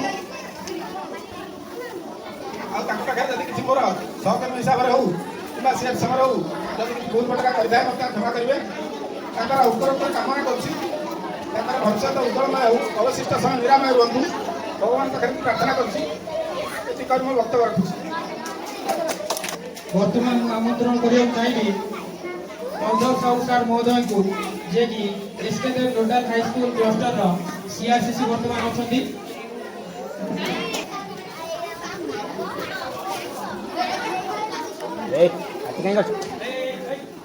ସମସ୍ତଙ୍କୁ ନମସ୍କାର। ପଞ୍ଚାୟତ ବିଶେଷ କରି आज जहाँ आम ये कार्यक्रम चली आम अति प्रिय मनोरंजन भाई आज रिटायरमेंट डे यही अवसर में अवसरकालीन जीवन शुभकामना कर किसी कहवाई चाहूँगी ये स्कूल को मुझे 5-6 वर्ष तले आसी जो ट्रेनिंग कैंप चली मुझे आसती स्कूल गेटअप एमती नाला 7टा जाए क्लास चलूला जड़े टीचर थे आम रजत बाबू बोधे से टीचरशिप करते ये जड़े शिक्षक थे मुझे गोटे कि 2टी कैंप स्पष्ट मन पड़ना कि ट्रेनिंग कैंप होता अति खुशी खबर मनोरंजन सार दीर्घ समय धरिकी गोविंदपुर क्लस्टर सीआरसीसी भाव में काम करते परवर्ती पर्यायर लेवल 3 प्रमोशन जो स्कूल को प्रधान शिक्षक दायित्व आसवे और स्कूल से जी पारी बहुत भल भाव उन्नतिमूलक कार्य कर विशेषकर जिते से सीआरसीसी थे से क्लस्टर 7-8टी स्कूल रही गोटे बड़ हाईस्कूल रही बहुत मैनेजमेंट कर एक चर्चार परिसर को आसी सार को जदि बहुत दिन आगु जानी ना सीआरसीसी समय मुझे जानिली आम जड़े बड़ भाई बहुत दिन अति कम 30 वर्ष अधिक ये शिक्षालय मान कार्य कर आज अवसरकालीन दिवस को विद्यालय तरफ क्लस्टर विद्यालय तरफ पालन कर भगवान प्रार्थना करुँचे सारे अवसरकालीन जीवन बहुत भल हो निरामय हो खुशी समय अतिबाहित करूँ एवं विशेष अनुरोध करी सार गला बहुत हुए ये स्कूल पुणी सेकेंड स्टाइपेंड हो 1 ରୁ 8ମ श्रेणी जाए चलती 7ମ जाए तेणु मो सार को विशेषकर अनुरोध करी विकल्प व्यवस्था ना पर्यटन सार किसी आसतु आगे रजत सार अच्छे आम से अति सान भाई भाई पाठपढ़ा जो भल एक्सपीरियंस रही प्रधान शिक्षक भाव में एत एक्सपीरियंस ना तेणु टे सहयोग करेंगे और ये अंचल पे सार द्वारा भविष्य में आहरी उन्नति करूँ मुझे आज ठाकुर निकट प्रार्थना कर मोर वक्तव्य शेष करुँच जहाँ ये कार्यक्रम में जोग आपण सहित सामिल निजक भाग्यवान मन करुँच रही समस्त आगे नमस्कार। समय अतिक्रांत पिला माने बहुत व्यस्त आउ सार दीदी माने बहुत पार्टी कहीं समस्ते व्यस्त हो पड़े मो विलम्ब सर्वप्रथम मुझे त्रुटि स्वीकार करुच्ची नीलाचल निवासाय नित्याय परमात्मने बलभद्र सुभद्राभ्याम जगन्नाथ परम कारुणिक श्री श्री जगन्नाथ महाप्रभुंकर चरणारविंदरे अनंत कोटि प्रणाम।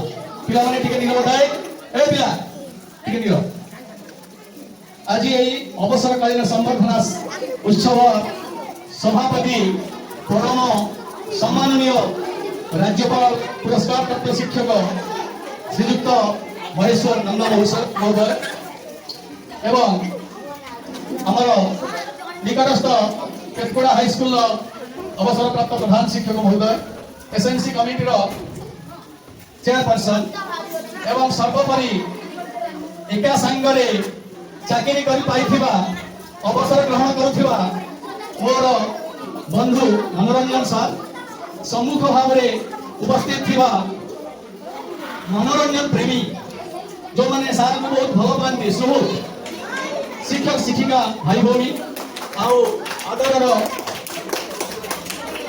ଛାତ୍ରଛାତ୍ରୀ ବାସ୍ତବିକ ଶିକ୍ଷକ ହେଉଛି ଏ ଶିକ୍ଷାୟତନର ପ୍ରଧାନ ଆଚାର୍ଯ୍ୟ। ଶିକ୍ଷକ ହେଉଛି ଶିକ୍ଷାରଥର ସାରଥୀ। ଶିକ୍ଷକ ହେଉଛି ଏ ଯଜ୍ଞର ଶିକ୍ଷା ଯଜ୍ଞର ପୁରୋଧା।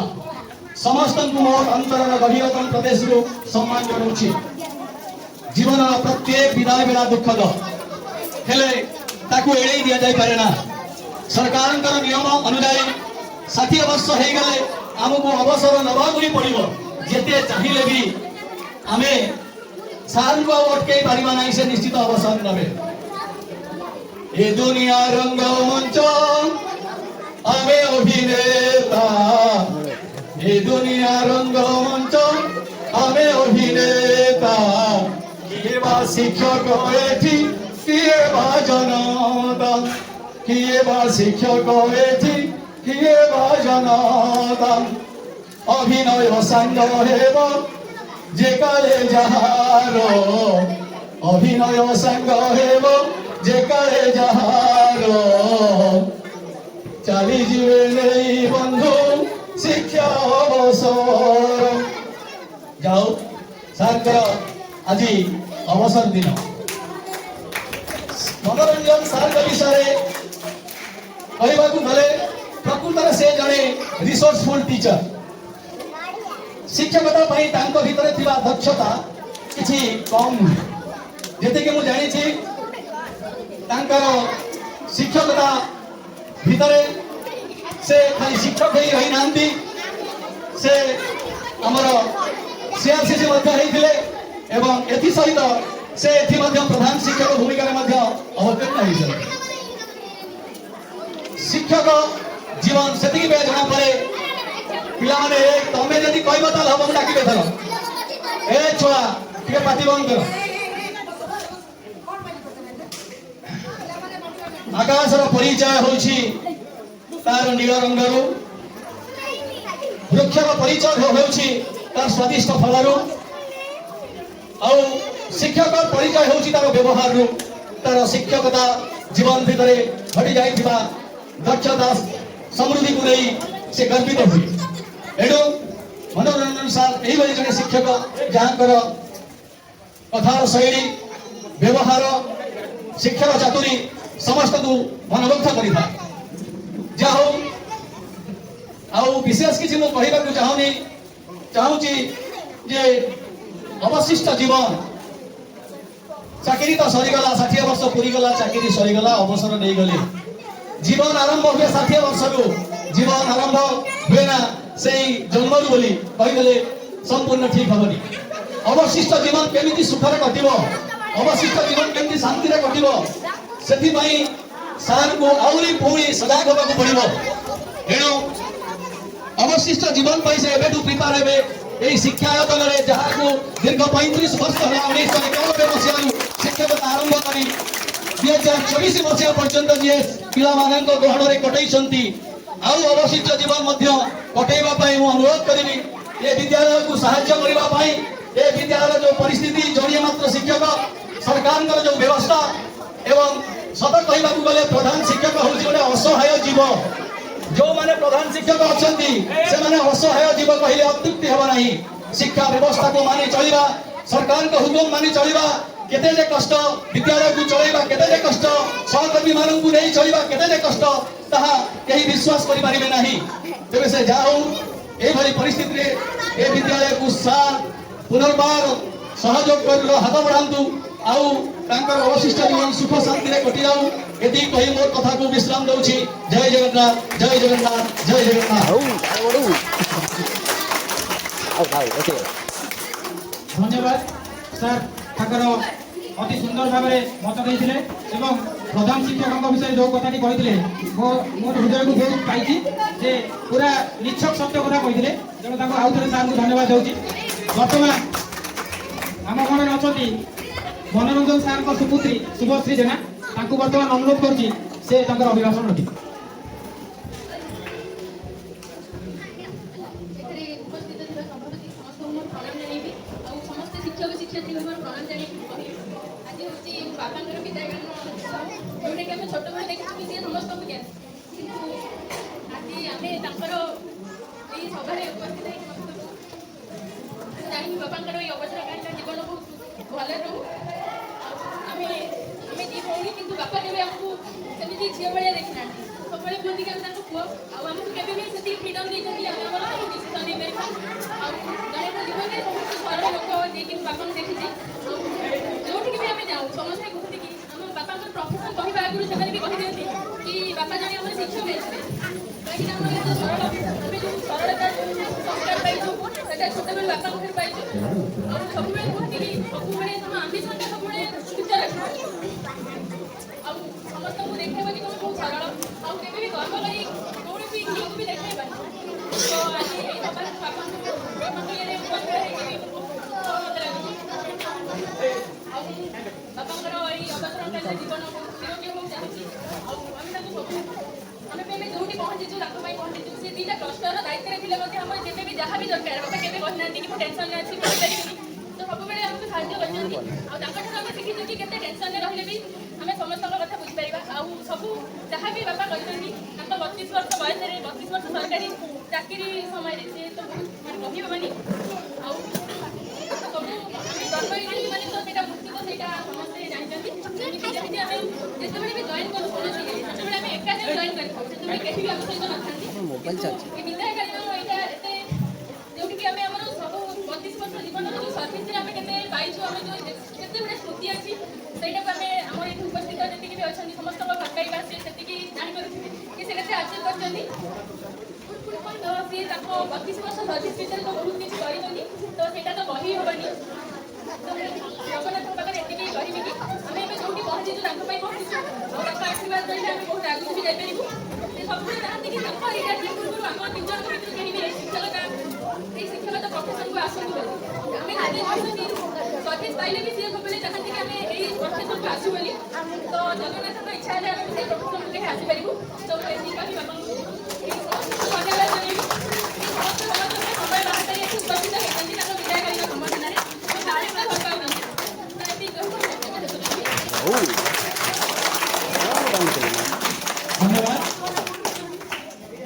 ବର୍ତ୍ତମାନ ମୁଁ କରୁଣାକର ସାମଲ ମହୋଦୟ ସାହେବଙ୍କୁ ଅନୁରୋଧ କରିବି ଅବସରପ୍ରାପ୍ତ ପ୍ରଧାନ ଶିକ୍ଷକ ଆଇ ସେ ତାଙ୍କର ଅଭିଭାଷଣ ରଖିବେ।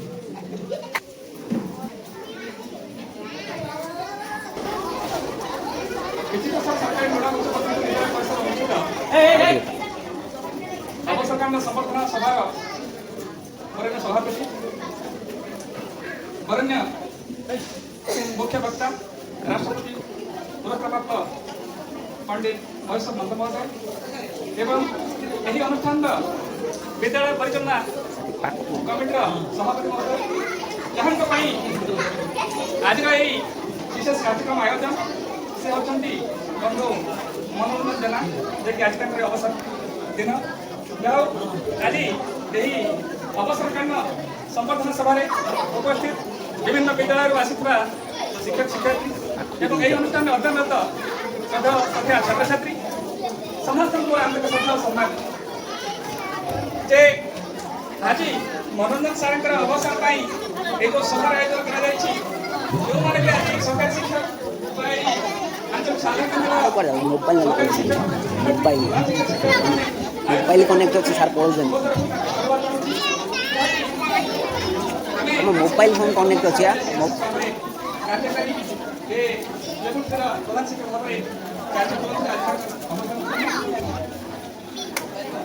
ଆଜି ଆମେ ସଭାରେ ଉପସ୍ଥିତ ହେଇଛନ୍ତି ତାଙ୍କର ଆଜି ଅବସର ଆମର ମଧ୍ୟ କେଉଁ ବର୍ଷ କେଉଁ ମାସର ଶେଷ ଦିନ ଆମ ପାଇଁ ମଧ୍ୟ ଆସିବ ତେଣୁ ଏ ବାବଦରେ ବ୍ୟକ୍ତି ସଭାର ଆବଶ୍ୟକତା ନାହିଁ କିନ୍ତୁ ବର୍ତ୍ତମାନ ଗୋଟିଏ କଥା କହିଲି ଯେ ବର୍ତ୍ତମାନ ଯେଉଁ ଯୁବବର୍ଗର ଶିକ୍ଷକ ଶିକ୍ଷାର୍ଥୀ ଭାଇ ଭଉଣୀମାନେ କାର୍ଯ୍ୟରତ ଅଛନ୍ତି ସେମାନଙ୍କ ପାଇଁ ଛୋଟିଆ ଗୋଟେ ଉଦାହରଣ ଯେକି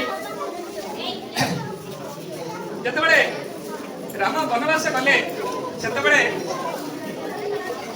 ସମସ୍ତେ ରାମ ଲକ୍ଷ୍ମଣ ସୀତା ଚାଲିଛନ୍ତି ବାଟରେ ଗଲାବେଳେ ସେମାନେ ଏମିତି ଯାଉଛନ୍ତି ରାମ କ'ଣ କରୁଛନ୍ତି ନା ତାଙ୍କର ସେ କିଛି କଣ୍ଟା କିଛି ଗୁଣ୍ଡକୁ ସେ କହୁଛନ୍ତି ଲକ୍ଷ୍ମଣ ପଚାରିଲେ କହିଲେ ଏଇଟା ତୁମେ କାହିଁ କରୁଛ ଭାଇ ସେ କହିଲେ ଦେଖ मोर जो भाई अनुज भरत से जो मो पदांक अनुसरण कर आसो ता पादे घंटा न फुटू से मुझे घंटा घटे घटे चली तेणु आज जो मनोरंजन कार्यक्रम को आपण मैंने गुणगान कर जानवा दरकार जे आपण उदाहरण जहाँ ए कथा जमी गला 14 वर्ष पर जिते राम लक्ष्मण सीता अयोध्या फेरिले से जे माँ पे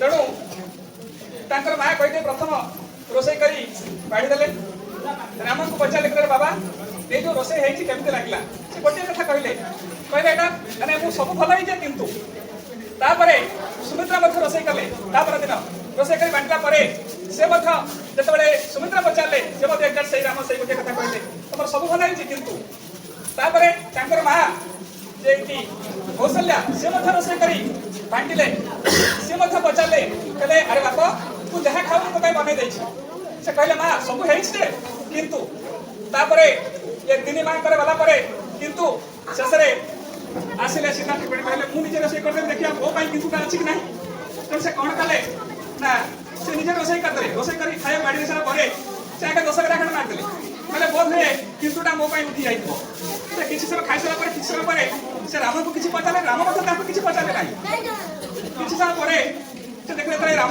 किसी उत्तर आसुना तो कौन कथा आसुना से सीता पचारे कहले जो तुम्हें तो जहाँ पसंद कर खाया मागो तो जहाँ बनई दे ना कौन ना किंतु कौन समस्त पाइसे किंतु कहले हाँ गोटे कथा ये उदाहरण आपंकर समस्त युवपीढ़ी शिक्षक शिक्षयित्री मान कि ये जो किंतु से कहला देख माँ मुझे 14 वर्ष बनवास जाइए राजपुत्र आम समस्त जाइए किंतु मत जड़े एमती खाद्य मिलता से हूँ सबरी से सबरी खाद्य भलिया मत आपण मैंने मो माँ मैंने करें ना कि मोर निज स्त्री पारा ना तेणु आज विदाय अवसर में समस्त शिक्षक शिक्षक मान मोर विनम्र निवेदन जे कि आपण मैंने जो छोट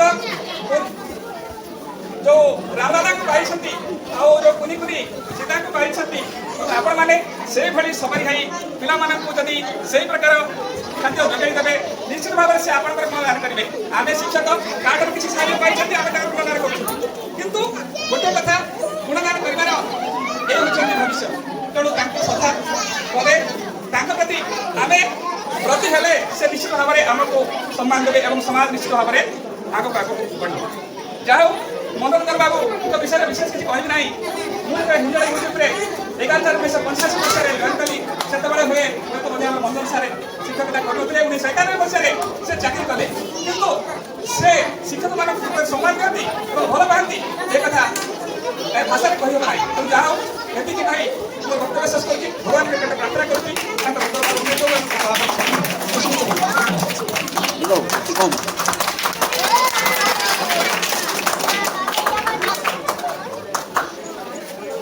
धन्यवाद सर बर्तमान आमर मुख्य वक्ता श्रीयुक्त महेश्वर नंद साहब को अनुरोध करुँची जे कि राष्ट्रपति पुरस्कार प्राप्त शिक्षक अच्छा अनुरोध करुँची से बर्तमान अभिभाषण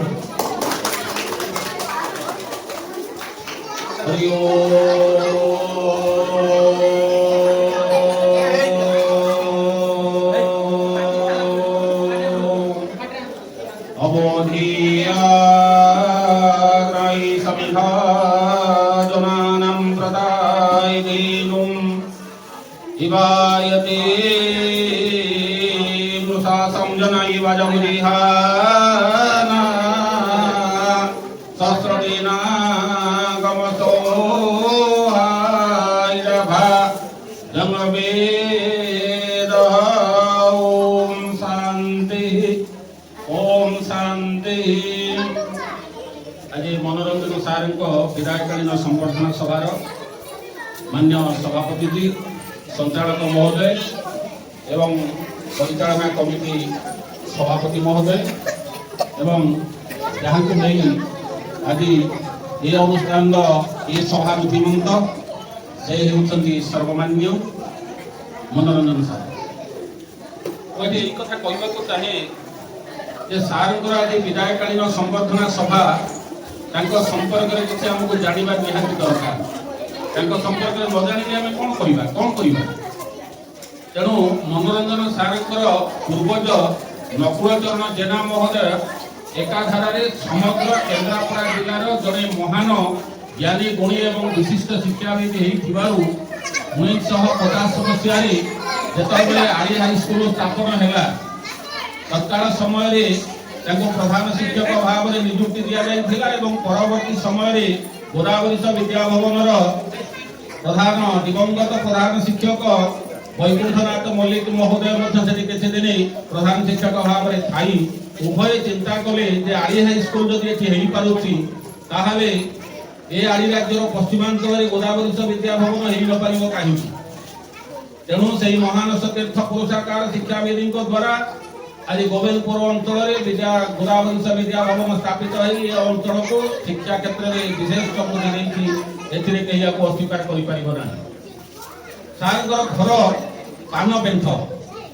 पानपेंठ पाखे गोटे मठ अच्छी नागा मठ बोली यार कहबार तात्पर्य या आम जेको इतिहास वर्तमान को समीक्षा करने बेले तार भूगोल आवश्यकता थाए तेणु से भूगोल भितर आसे जिते केन्द्रापड़ार जमीदार राधाश्याम नरेंद्र केन्द्रापड़ार बड़ कोठा कर शासित शासन करुले जमीदार भाव में निजक प्रतिष्ठा कर इष्ट देवता थे दक्षिण काली केवल दक्षिण काली से नुहति नरसिंह चौधरी जाजपुर दक्षिण काली श्रीमंत और कल्याणपुर श्रीमंत जेना दक्षिण काली पदनीपाड़ दक्षिण काली एवं पश्चिम बंगर गंगा घाट दक्षिण काली अवस्थित एकदा दाक्षिणात्य अनेक नागा सन्यासी माने आसी प्रत्येक यही दक्षिण काली पीठ को दर्शन करने जो सुजोग लाभ हुए तार विशेषत्व हूँ राधाश्याम नरेंद्र से आसवा और फेरवा बाटर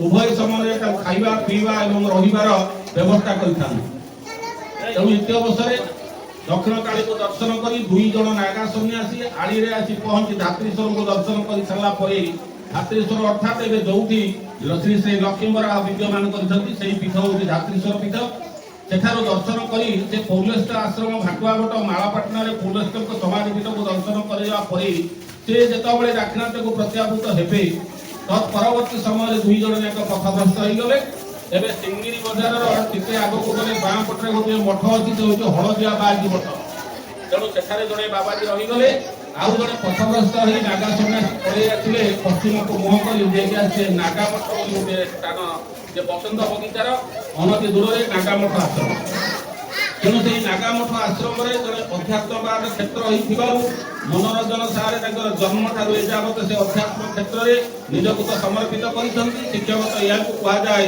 जे शिक्षक जड़े कुशली कलाकार आम तो 100 नंबर पाठ पढ़ी 100 नंबर पर 50 लक्ष टंका 50,000 लक्ष टंका पर्यटन दरमा नौकरी 100 नंबर पाठ पाई किंतु आश्चर्य कथा मनोरंजन सारे ठारे एमती गोटे गुण अच्छी जड़े अशेष प्रतिभार अधिकारी एकाधार से जड़े सुवक्ता एकाधार जड़े सुसंगठक एवं सुप्रशासक भाव में विभिन्न अनुष्ठान दायित्व को अपनार कर ये केवल कथा नुह से समग्र आड़ी निर्वाचन मंडल जड़े प्रतिष्ठित विशिष्ट शिक्षाविद भाव में शिक्षक भाव में तेणु समस्त प्रिय पात्र केवल साधुचरण गार्लस हाईस्कूल जे महाराकुल नुह नमतरा हाईस्कूल आड़ी तो विभिन्न अनुष्ठान से शिक्षा प्रदान कर सारस्वत साधना को प्रकटित कर अवसर केवल शिक्षादान एवं से खोजी पाउथिबा छात्र छात्री संपर्क में गोटे कथा कहवाक चाहे एबे वर्षा ऋतु आगमन होती पिला माने टिके मन दे शुण ए वर्षा ऋतु समय सृष्टि में एमती गोटे जीव अच्छी जो जीव से केतबले शुए ना से सब राति दिन 24 घंटा परिश्रम लगी था से हूँ पिंपुड़ी तेणु से कौन करे ना ये खरा दिन जिते शस्य सब बिल थाए धान मुग बिरी गहम जिते जो से पाए सब आनी गोटे गात भर सब साइति रखे जिते आषाढ़ मास 4 मास वर्षा हे से कुआड़े न जाई सेठारे से आनंद खाई पीकी रहा किंतु दिने पिंपुड़ी जाई जोगाड़ करूला बेले हठात तार फेकुआ टे देखा कहला भाई कुआड़े जाऊँ कहला ये तो ଦୂରରେ ଯୋଉ ଦେଖୁଛୁ ପାହାଡ ପରିମାଣର ଜମା ହେଇଛି ଗହମ, ତେଣୁ ଆଉ କିଛି ଗହମ ନେଇ ତା ପାଖରେ ରଖି ତାକୁ ଗାତ ଭିତରେ ସବୁ ପୁରେଇବି, ବର୍ଷା ଆସିଲେ ମୁଁ ମୋର ଶାନ୍ତିରେ ସେଠି ଖାଇବି। ଠେକୁଆ କ'ଣ କରେ ନା କେବଳ ଖାଲି ଯେମିତି ଘାସର ଗାଲିଚା ଉପରେ ଡେଇଁବା, ଖେଳିବା, ବୁଲିବା, ତାର ସମୟଟାକୁ ଅତିବାହିତ କରେ। ତେଣୁ ସେ ପାହାଡର ପ୍ରମାଣ ହେଇଥିବା ଗହମ ଗଦାକୁ ଦେଖିଲା ପରେ ହଠାତ୍ କାହିଁକି ଠେକୁଆ ମନରେ ଗୋଟେ ମନ୍ଦ ବୁଦ୍ଧି ଜାତ ହେଲା। ଚିନ୍ତା କଲା କହିଲା ଏଗୁଡିକ ସବୁ ମୋର, ତୋର କେମିତି ହବ? ପିମ୍ପୁଡ଼ି କହିଲା ଆରେ କି କଥା, ମୁଁ ସବୁ ବୋହି ଆଣି ଏଠି ରଖିଛି। ତେଣୁ ଠେକୁଆ ତାକୁ ଗୋଟେ କଥା କହିଲା, ଆଚ୍ଛା ଯଦି ତୋର ତାହେଲେ ଆମେ ଗୋଟେ ପ୍ରମାଣ କରିବା। କ'ଣ ସେ ପ୍ରମାଣ? ନା ଗୋଟେ ଗାର ଟାଣିବା, ସେ ଗାର ଉପରେ 2 ଜଣ ଠିଆ ହେବା, ଆଉ ଯିଏ ଦୌଡ଼ି ଦୌଡ଼ି ଯାଇକି ତା ପାଖରେ ଆଗ ପହଞ୍ଚିଯିବ ସେ ଗହମ ଗଦାଟା ତାର ହେଇଯିବ। ତେଣୁ ଗାର ମଧ୍ୟ ଟଣା ହେଲା, 2 ଜଣ ବି ଠିଆ ହେଲେ। ଠେକୁଆ କହିଲା ମୁଁ 1 2 3 ଗଣିବି, 3 ଗଣିଲା ପରେ ଆମ ଦୌଡ଼ିବା ଆରମ୍ଭ ହବ। ବାସ୍ ଭଲ କଥା, ପିମ୍ପୁଡ଼ି ମଧ୍ୟ ରାଜି ହେଇଗଲା। ଯେତେବେଳେ 1 ଆଉ 2 ଗଣିବା ଠେକୁଆ ଆରମ୍ଭ କରିଛି, ପିମ୍ପୁଡ଼ି ଥିରିକିରି ତାର ଯୋଉ ଲାଞ୍ଜର ଚୁଟିକି କାମୁଡ଼ିକି ଜୋରରେ ଧରିଦେଲା। ଠେକୁଆ 3 କହିଲା ତ ଦୌଡ଼ିଲା, ଦୌଡ଼ି ଦୌଡ଼ି ଯାଇ ପହଞ୍ଚିଲା ପରେ ଗହମ ଗଦା ପାଖରେ ପହଞ୍ଚି ଯାଇ ଠିଆ ହେଲା ଏବଂ ନିଜକୁ ଟିକେ ଝାଡ଼ି ଝୁଡ଼ି ହେଲା।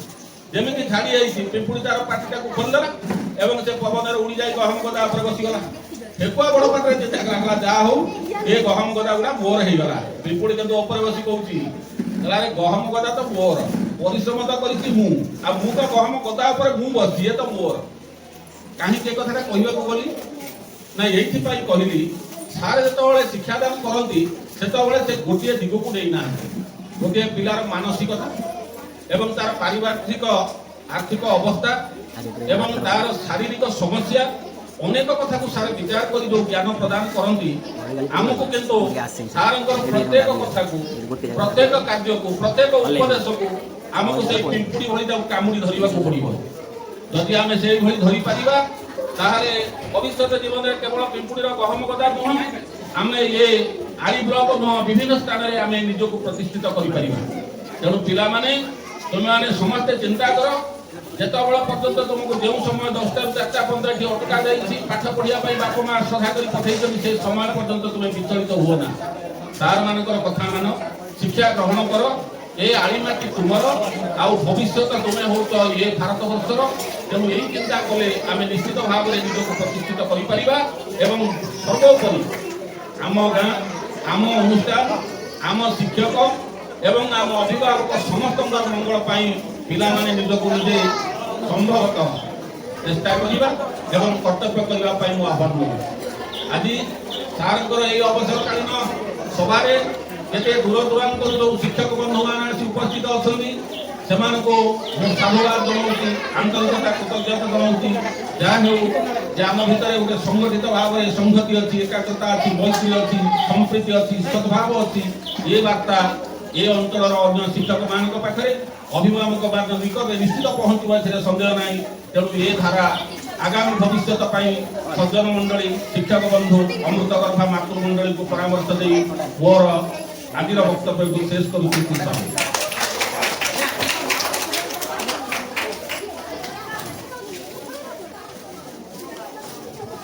ଧନ୍ୟବାଦ ସାର୍, ଯାହା ହଉ ସାର୍ ବହୁତ ସୁନ୍ଦର ସୁନ୍ଦର କଥା କହିଲେ। ବର୍ତ୍ତମାନ ଯାହାଙ୍କ ପାଇଁ ଏହି ସଭା ତାଙ୍କଠାରୁ ସମସ୍ତେ ଶୁଣିବା ପାଇଁ ବହୁତ ସମୟ ହେଲାଣି ଇଚ୍ଛୁକ ଅଛନ୍ତି। ଆମର ଅତି ପ୍ରିୟ ପ୍ରଧାନ ଶିକ୍ଷକ ମନୋଜ ସାର୍ଙ୍କୁ ବର୍ତ୍ତମାନ ମୁଁ ଅନୁରୋଧ କରିବି ସେ 2 ପଦ କହିବେ।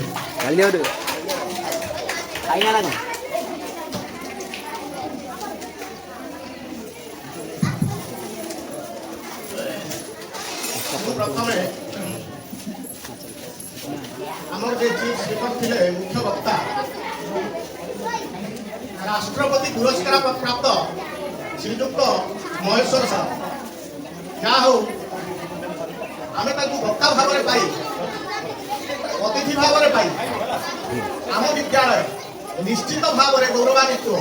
ଏଥିରେ ତିଳେ ମାତ୍ର ସନ୍ଦେହ ନାହିଁ।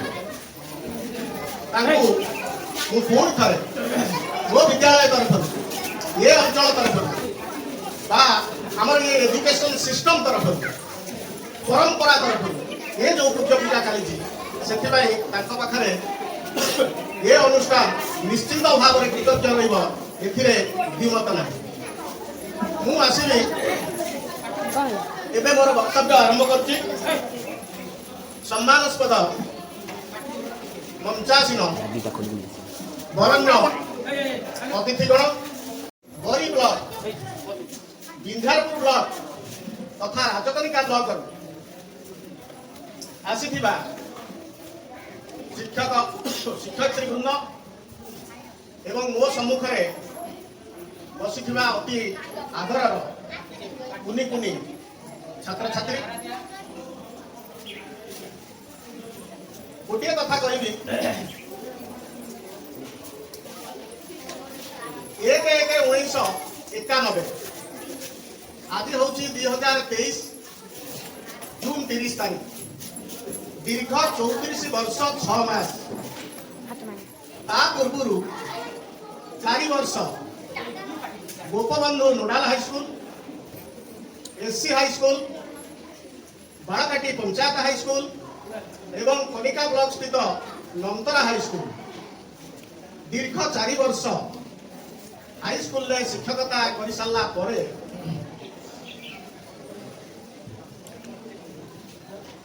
ମୁଁ ଏଲିମେଣ୍ଟାରୀରେ ଯୋଗ ଦେଲି। ତାର ପ୍ରମୁଖ କାରଣ ଥିଲା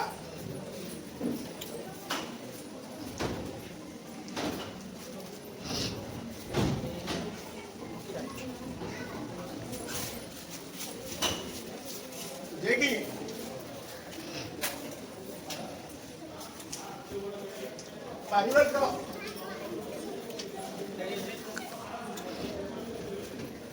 ପାରିବାରିକ ଆର୍ଥିକ ସମସ୍ୟା।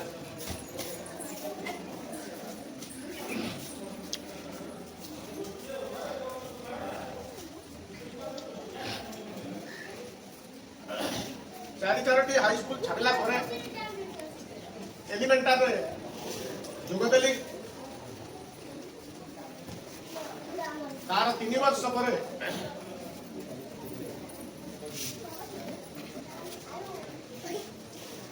ଭଉଣୀ ବାହାଘରଟିଏ କଲେ।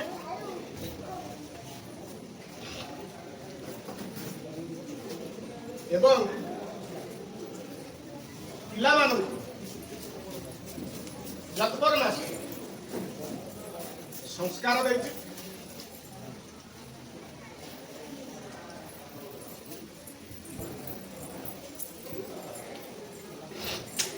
ବର୍ତ୍ତମାନ ଗୋଟିଏ ପିଲା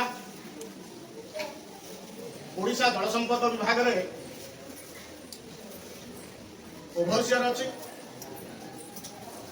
ଏବଂ ଏଠି ଉପସ୍ଥିତ ଥିବା ସାନ ଝିଅ ପୋଷ୍ଟମାଷ୍ଟର ଅଛି ଏବଂ ପୁଅଟି ପଢୁଛି।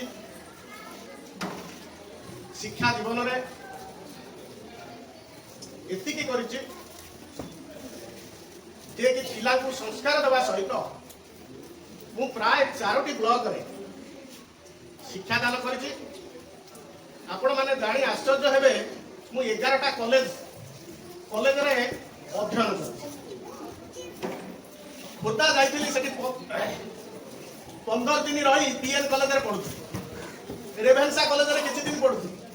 Singhpur college, Kendrapara college of education, ବିଭିନ୍ନ କଲେଜରେ ମୁଁ ଯାଇ ସେଠି ସାଙ୍ଗମାନଙ୍କ ପାଖରେ ରହି 10-12 ଦିନ ସେଠି କ୍ଲାସ କରିବାର ମୋର ଗୋଟେ ସଉକ ଥିଲା। ଏବଂ ଶେଷରେ ଭଦ୍ରକ କଲେଜରୁ ମୁଁ ଗ୍ରାଜୁଏସନ କଲି। ପାଠ ପଢିବା ଏବଂ ପଢେଇବା ଇଏ ମୋର ଜନ୍ମଗତ ସଉକ। ମୁଁ ସେଥିପାଇଁ କହେ, teachers are born, teachers are not made. ଯେ ଶିକ୍ଷକ ସିଏ ଜନ୍ମ ହୁଏ, ସିଏ ଜନ୍ମିତ। ଆଉ ଜଣେ ଚେଷ୍ଟା କରି ଜଣେ ଶିକ୍ଷକ ହେଇପାରିବ ନାହିଁ। କୋଉଠି ଡୋନେସନ ଦେଇ କୋଉଠି ପଶିଗଲେ ମୁଁ ମାଷ୍ଟରଟିଏ ହେଇଯିବି, ଇଏ ଆଇଡିଓଲୋଜି, ଇଏ ଚିନ୍ତାଧାରାକୁ ମୁଁ ସହଜରେ ହଜମ କରିପାରେ ନାହିଁ। ଯିଏ ଷଣ୍ଢ ସିଏ ମା ପେଟରୁ ଜଟ, ଇଏ ହଉଛି ଗୋଟେ ଗାଉଁଲି ଢଗ। ତେଣୁ ଶିକ୍ଷକ ମାନେ ଜନ୍ମିତ। ଏଇ କନସେପ୍ଟକୁ ନେଇ ମୁଁ ଛୋଟବେଳୁ ଆଗେଇଛି ଏବଂ ଆମ ବଂଶର 4 ପୁରୁଷ ହେଲା ଏଇ ଟିଚରସିପ୍ ଆଦରି ନେଇଛନ୍ତି। ସେ କଥା କହିବା, ଆମ ନିଜ ଘରବାଡ଼ି ଜାଗାରେ ମଧ୍ୟ ଆମେ ସ୍କୁଲ କରିଥିଲୁ। ଆଣିର ଦିବାକର ନାଥ ମୋ ବଡ଼ ବାପାଙ୍କର ଅତି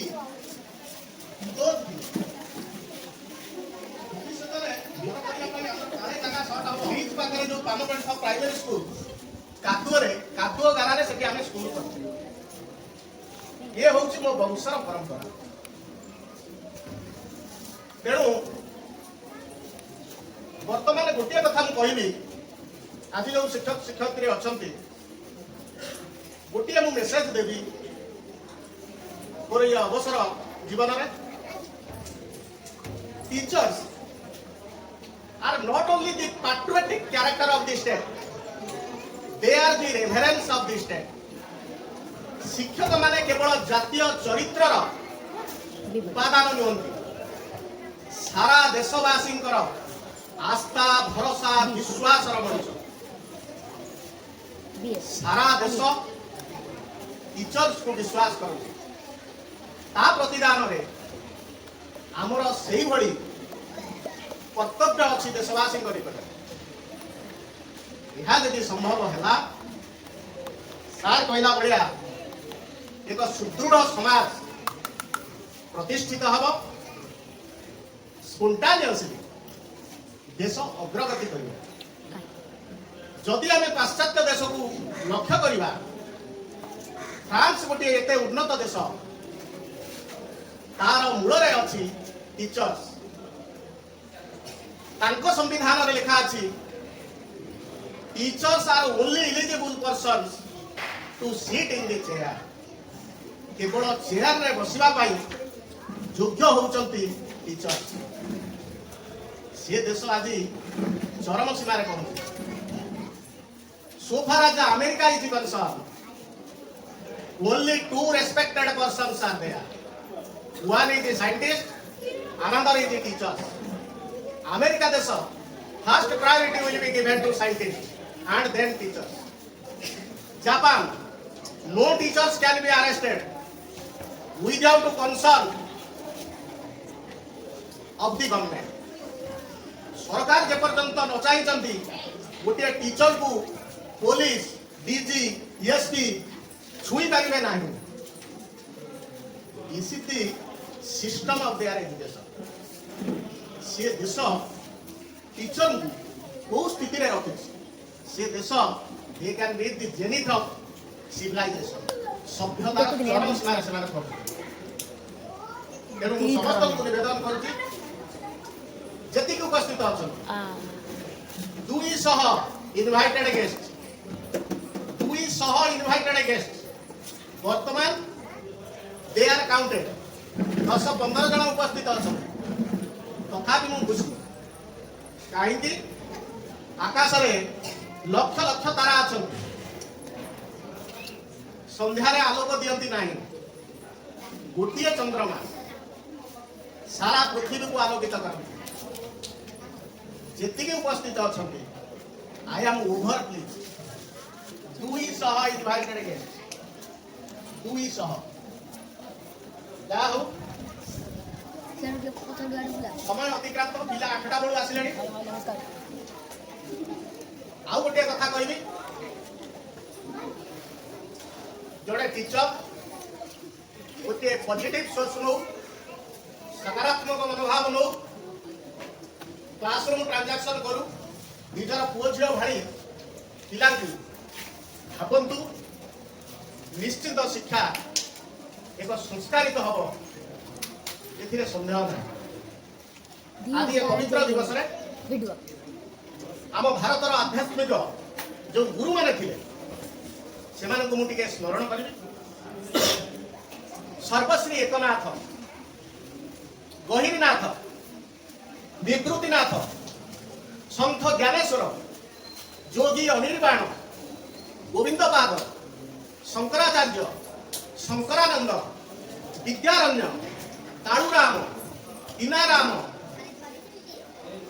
रामकृष्ण परमहंस, स्वामी विवेकानंद, समर्थ रामदास, रज्जो एवं कबीर, गुरु नानक, गुरु गोविंद सिंह, यही माने होचंती प्रकृत आध्यात्मिक सहित शिक्षा को जोड़ी जो संस्कार आनिचंती सेही मानकर खंडे बही आपण पढ़िबा पाई ମୁଁ ସମସ୍ତଙ୍କୁ ନିବେଦନ କରୁଛି ଯେ ନିଶ୍ଚିନ୍ତ ଭାବରେ ଆପଣ ଜଣେ ଟିଚର ହିସାବରେ ଆଜ ଏ ଟିଚର ନିଶ୍ଚିନ୍ତ ଆପଣ 100% ନିଜକୁ ଧନ୍ୟ ମନେ କରିବେ। ଗୋଟିଏ ବହି ମାତ୍ର ଏଇ ଗୁରୁମାନଙ୍କର ଯଦି ଆପଣ ଅନୁକରଣ କରିବେ ଜୀବନରେ ବହୁତ ପ୍ରଡକ୍ଟସ୍ ଭିତରେ ମୁଁ ଗତି କରିଛି ଏବଂ ଦୀର୍ଘ ସରକାରୀ 34 ବର୍ଷ 6 ମାସ as a teacher I have completed 34 years and 6 months without any hurdles, without any hesitation, बिना द्विधारे, बिना अभियोगरे, बिना आलिगेशन रे दीर्घ 35 वर्ष चाकरी समाप्त करिथिबारु I am over pleased मो सर्विस पीरियड मु शेष करिछि सेथिबाई मु समस्त को अनुरोध करिबे चाकरी पीरियड आपणकर भलरे बिना दुधारे बिना हरल्स रे किबा बिना अभियोग रे समाप्त करो। I don't want to protect more. I conclude my protection from this. Thanking you all. Thanks. बहुत बहुत धन्यवाद।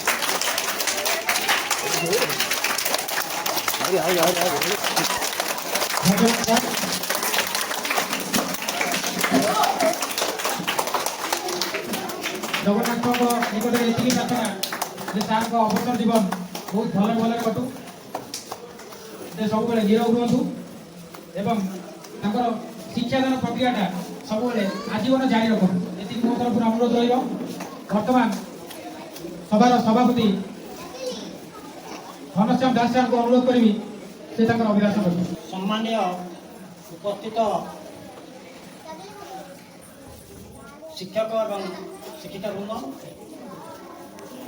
तथा ए ग्रामर वृंद एवं मोर श्रद्धेय श्रद्धेया छात्र छात्री आज श्रीजुक्त मनोरंजन जेनांकर होउची विश्राम दिवस एटा अवसर नुह एटा होउची विश्राम कारण आम सरकार नीति नियम अनुसार 60 वर्ष गोटे शिक्षक मानक होउची विश्राम वर्ष या पर से विश्राम ने 60 वर्ष पूरण कला किंतु मुझे जानी जे श्रीजुक्त जेना होउचंती जने शिक्षक हिसाब से डिसिप्लिनारियन एंड मैन ऑफ द एवं जने भल वक्ता एवं जड़े भल संगठक से विभिन्न अनुष्ठान सहित जड़ित जो शिक्षादान पद्धति उच्चकोटीर मुझे लक्ष्य करी छात्र छात्री मान मुझे तथ्य पाई सार गुड आर्ट इन इंग्लिश जे इंग्रेजी संपूर्ण दक्ष no doubt he is a very good teacher तेणु आज ये विद्यालय हरौची एवं एबेठारु मात्र जड़े शिक्षक ये विद्यालय चलो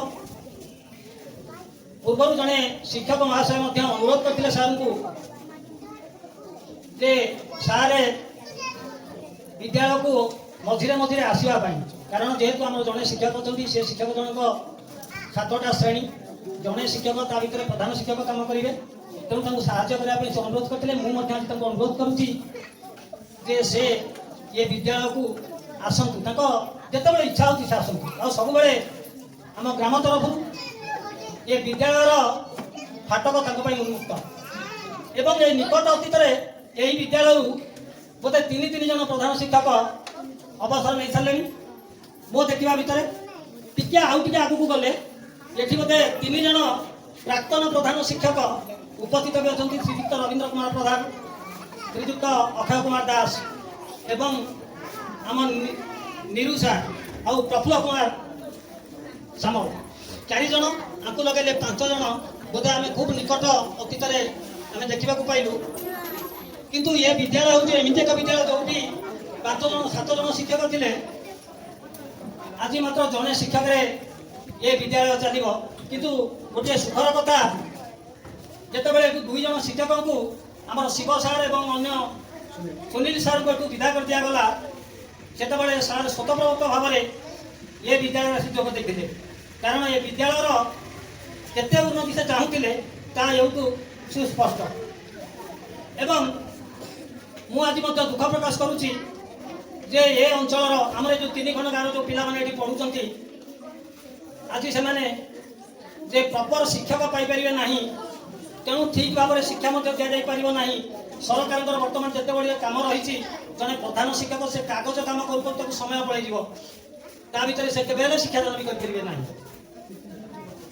ତେଣୁ ଏହି ସମୟରେ ମୁଁ ମଧ୍ୟ ଗ୍ରାମବାସୀମାନଙ୍କୁ ଏଥିରେ ଅନୁରୋଧ କରୁଛି ଯେ ସେମାନେ ଖୁବ୍ ନିକଟ ଭବିଷ୍ୟତରେ ଶିକ୍ଷକ ନିଯୁକ୍ତି ହେବେ। ତେଣୁ ଏ ବିଦ୍ୟାଳୟକୁ ନୂତନ ଶିକ୍ଷକ ଆଣିବାର ସମସ୍ତ ପ୍ରକାର ପ୍ରଚେଷ୍ଟା ଯଦି କରାଯାଏ, ତାହେଲେ ଏ ବିଦ୍ୟାଳୟର ଯେଉଁ ଛାତ୍ରଛାତ୍ରୀମାନେ ଅଛନ୍ତି, ଭବିଷ୍ୟତର ଯେଉଁମାନେ ନାଗରିକ, ସେମାନେ ନିଶ୍ଚିତ ଭାବରେ ଉପକୃତ ହେବେ। ଆଉ ଆଜିର ଏ ମଞ୍ଚ ମଧ୍ୟ ପାଇଛି ଜଣେ ରାଷ୍ଟ୍ରପତି ପୁରସ୍କାର ପ୍ରାପ୍ତ ଯେ ଅବସରପ୍ରାପ୍ତ ଶିକ୍ଷକ, ଯିଏକି ଆମର ଆଜି ମୁଖ୍ୟ ବକ୍ତା ଥିଲେ। ସେ ବହୁତ ସୁନ୍ଦର କଥାଟିଏ କହିଲେ, ଯାହାକି ସମସ୍ତଙ୍କ ମନକୁ ପ୍ରାୟ ମଧ୍ୟ ଛୁଇଁଥିବ। ଆଉ ଆଜିର ଅଭିଭାଷଣରେ ଆମର ମନୋଜ ସାର୍ ବହୁତ ସୁନ୍ଦର କଥା କହିଲେ, ଯାହାକି ସବୁ ଶିକ୍ଷକଙ୍କ ହୃଦୟକୁ ମଧ୍ୟ ସ୍ପର୍ଶ କରିଥିବ। ଯଦି ଆମେ ନିଜର ପିଲା ଭାବି ଏ ପିଲାଙ୍କ ପ୍ରତି ଟିକିଏ ମାତ୍ର ଆମେ ଦୃଷ୍ଟି ଦେବା, ତାହେଲେ ନିଶ୍ଚିତ ଏଠୁ ଭଲ ପିଲା ବାହାରିବେ। ଆମ ଗାଁ କାହିଁକି ଆମର ରାଜ୍ୟ ଏବଂ ଦେଶ ଏଇମାନଙ୍କ ଦ୍ୱାରା ହିଁ ଉପକୃତ ହେବ ଏବଂ ଦେଶ ଉନ୍ନତି ପଥରେ ମଧ୍ୟ ଆଗେଇ ଯିବ। ତେଣୁ ମୁଁ ଆଜି ମନୋଜ ସାର୍ଙ୍କର ଉତ୍ତରୋତ୍ତର ଜୀବନର ଉନ୍ନତି କାମନା କରି ଜଗନ୍ନାଥଙ୍କ ପାଖରେ ପ୍ରାର୍ଥନା କରୁଛି, ସାର୍ଙ୍କର ଜୀବନଟି ସୁଖ ଏବଂ ସ୍ୱାଚ୍ଛନ୍ଦ୍ୟରେ କଟୁ। ମୁଁ ମୋର ବକ୍ତବ୍ୟ ଆଜି ଏତିକି ହିଁ କହୁଛି। ଏହାପରେ ଆମର ଅନେକ କାର୍ଯ୍ୟକ୍ରମ ରହିଛି, ଯେଉଁଟାକି ସାର୍ଙ୍କୁ ଆମେ ସ୍ୱାଗତ କରିବା, ସମ୍ବର୍ଦ୍ଧନା ଦେବା।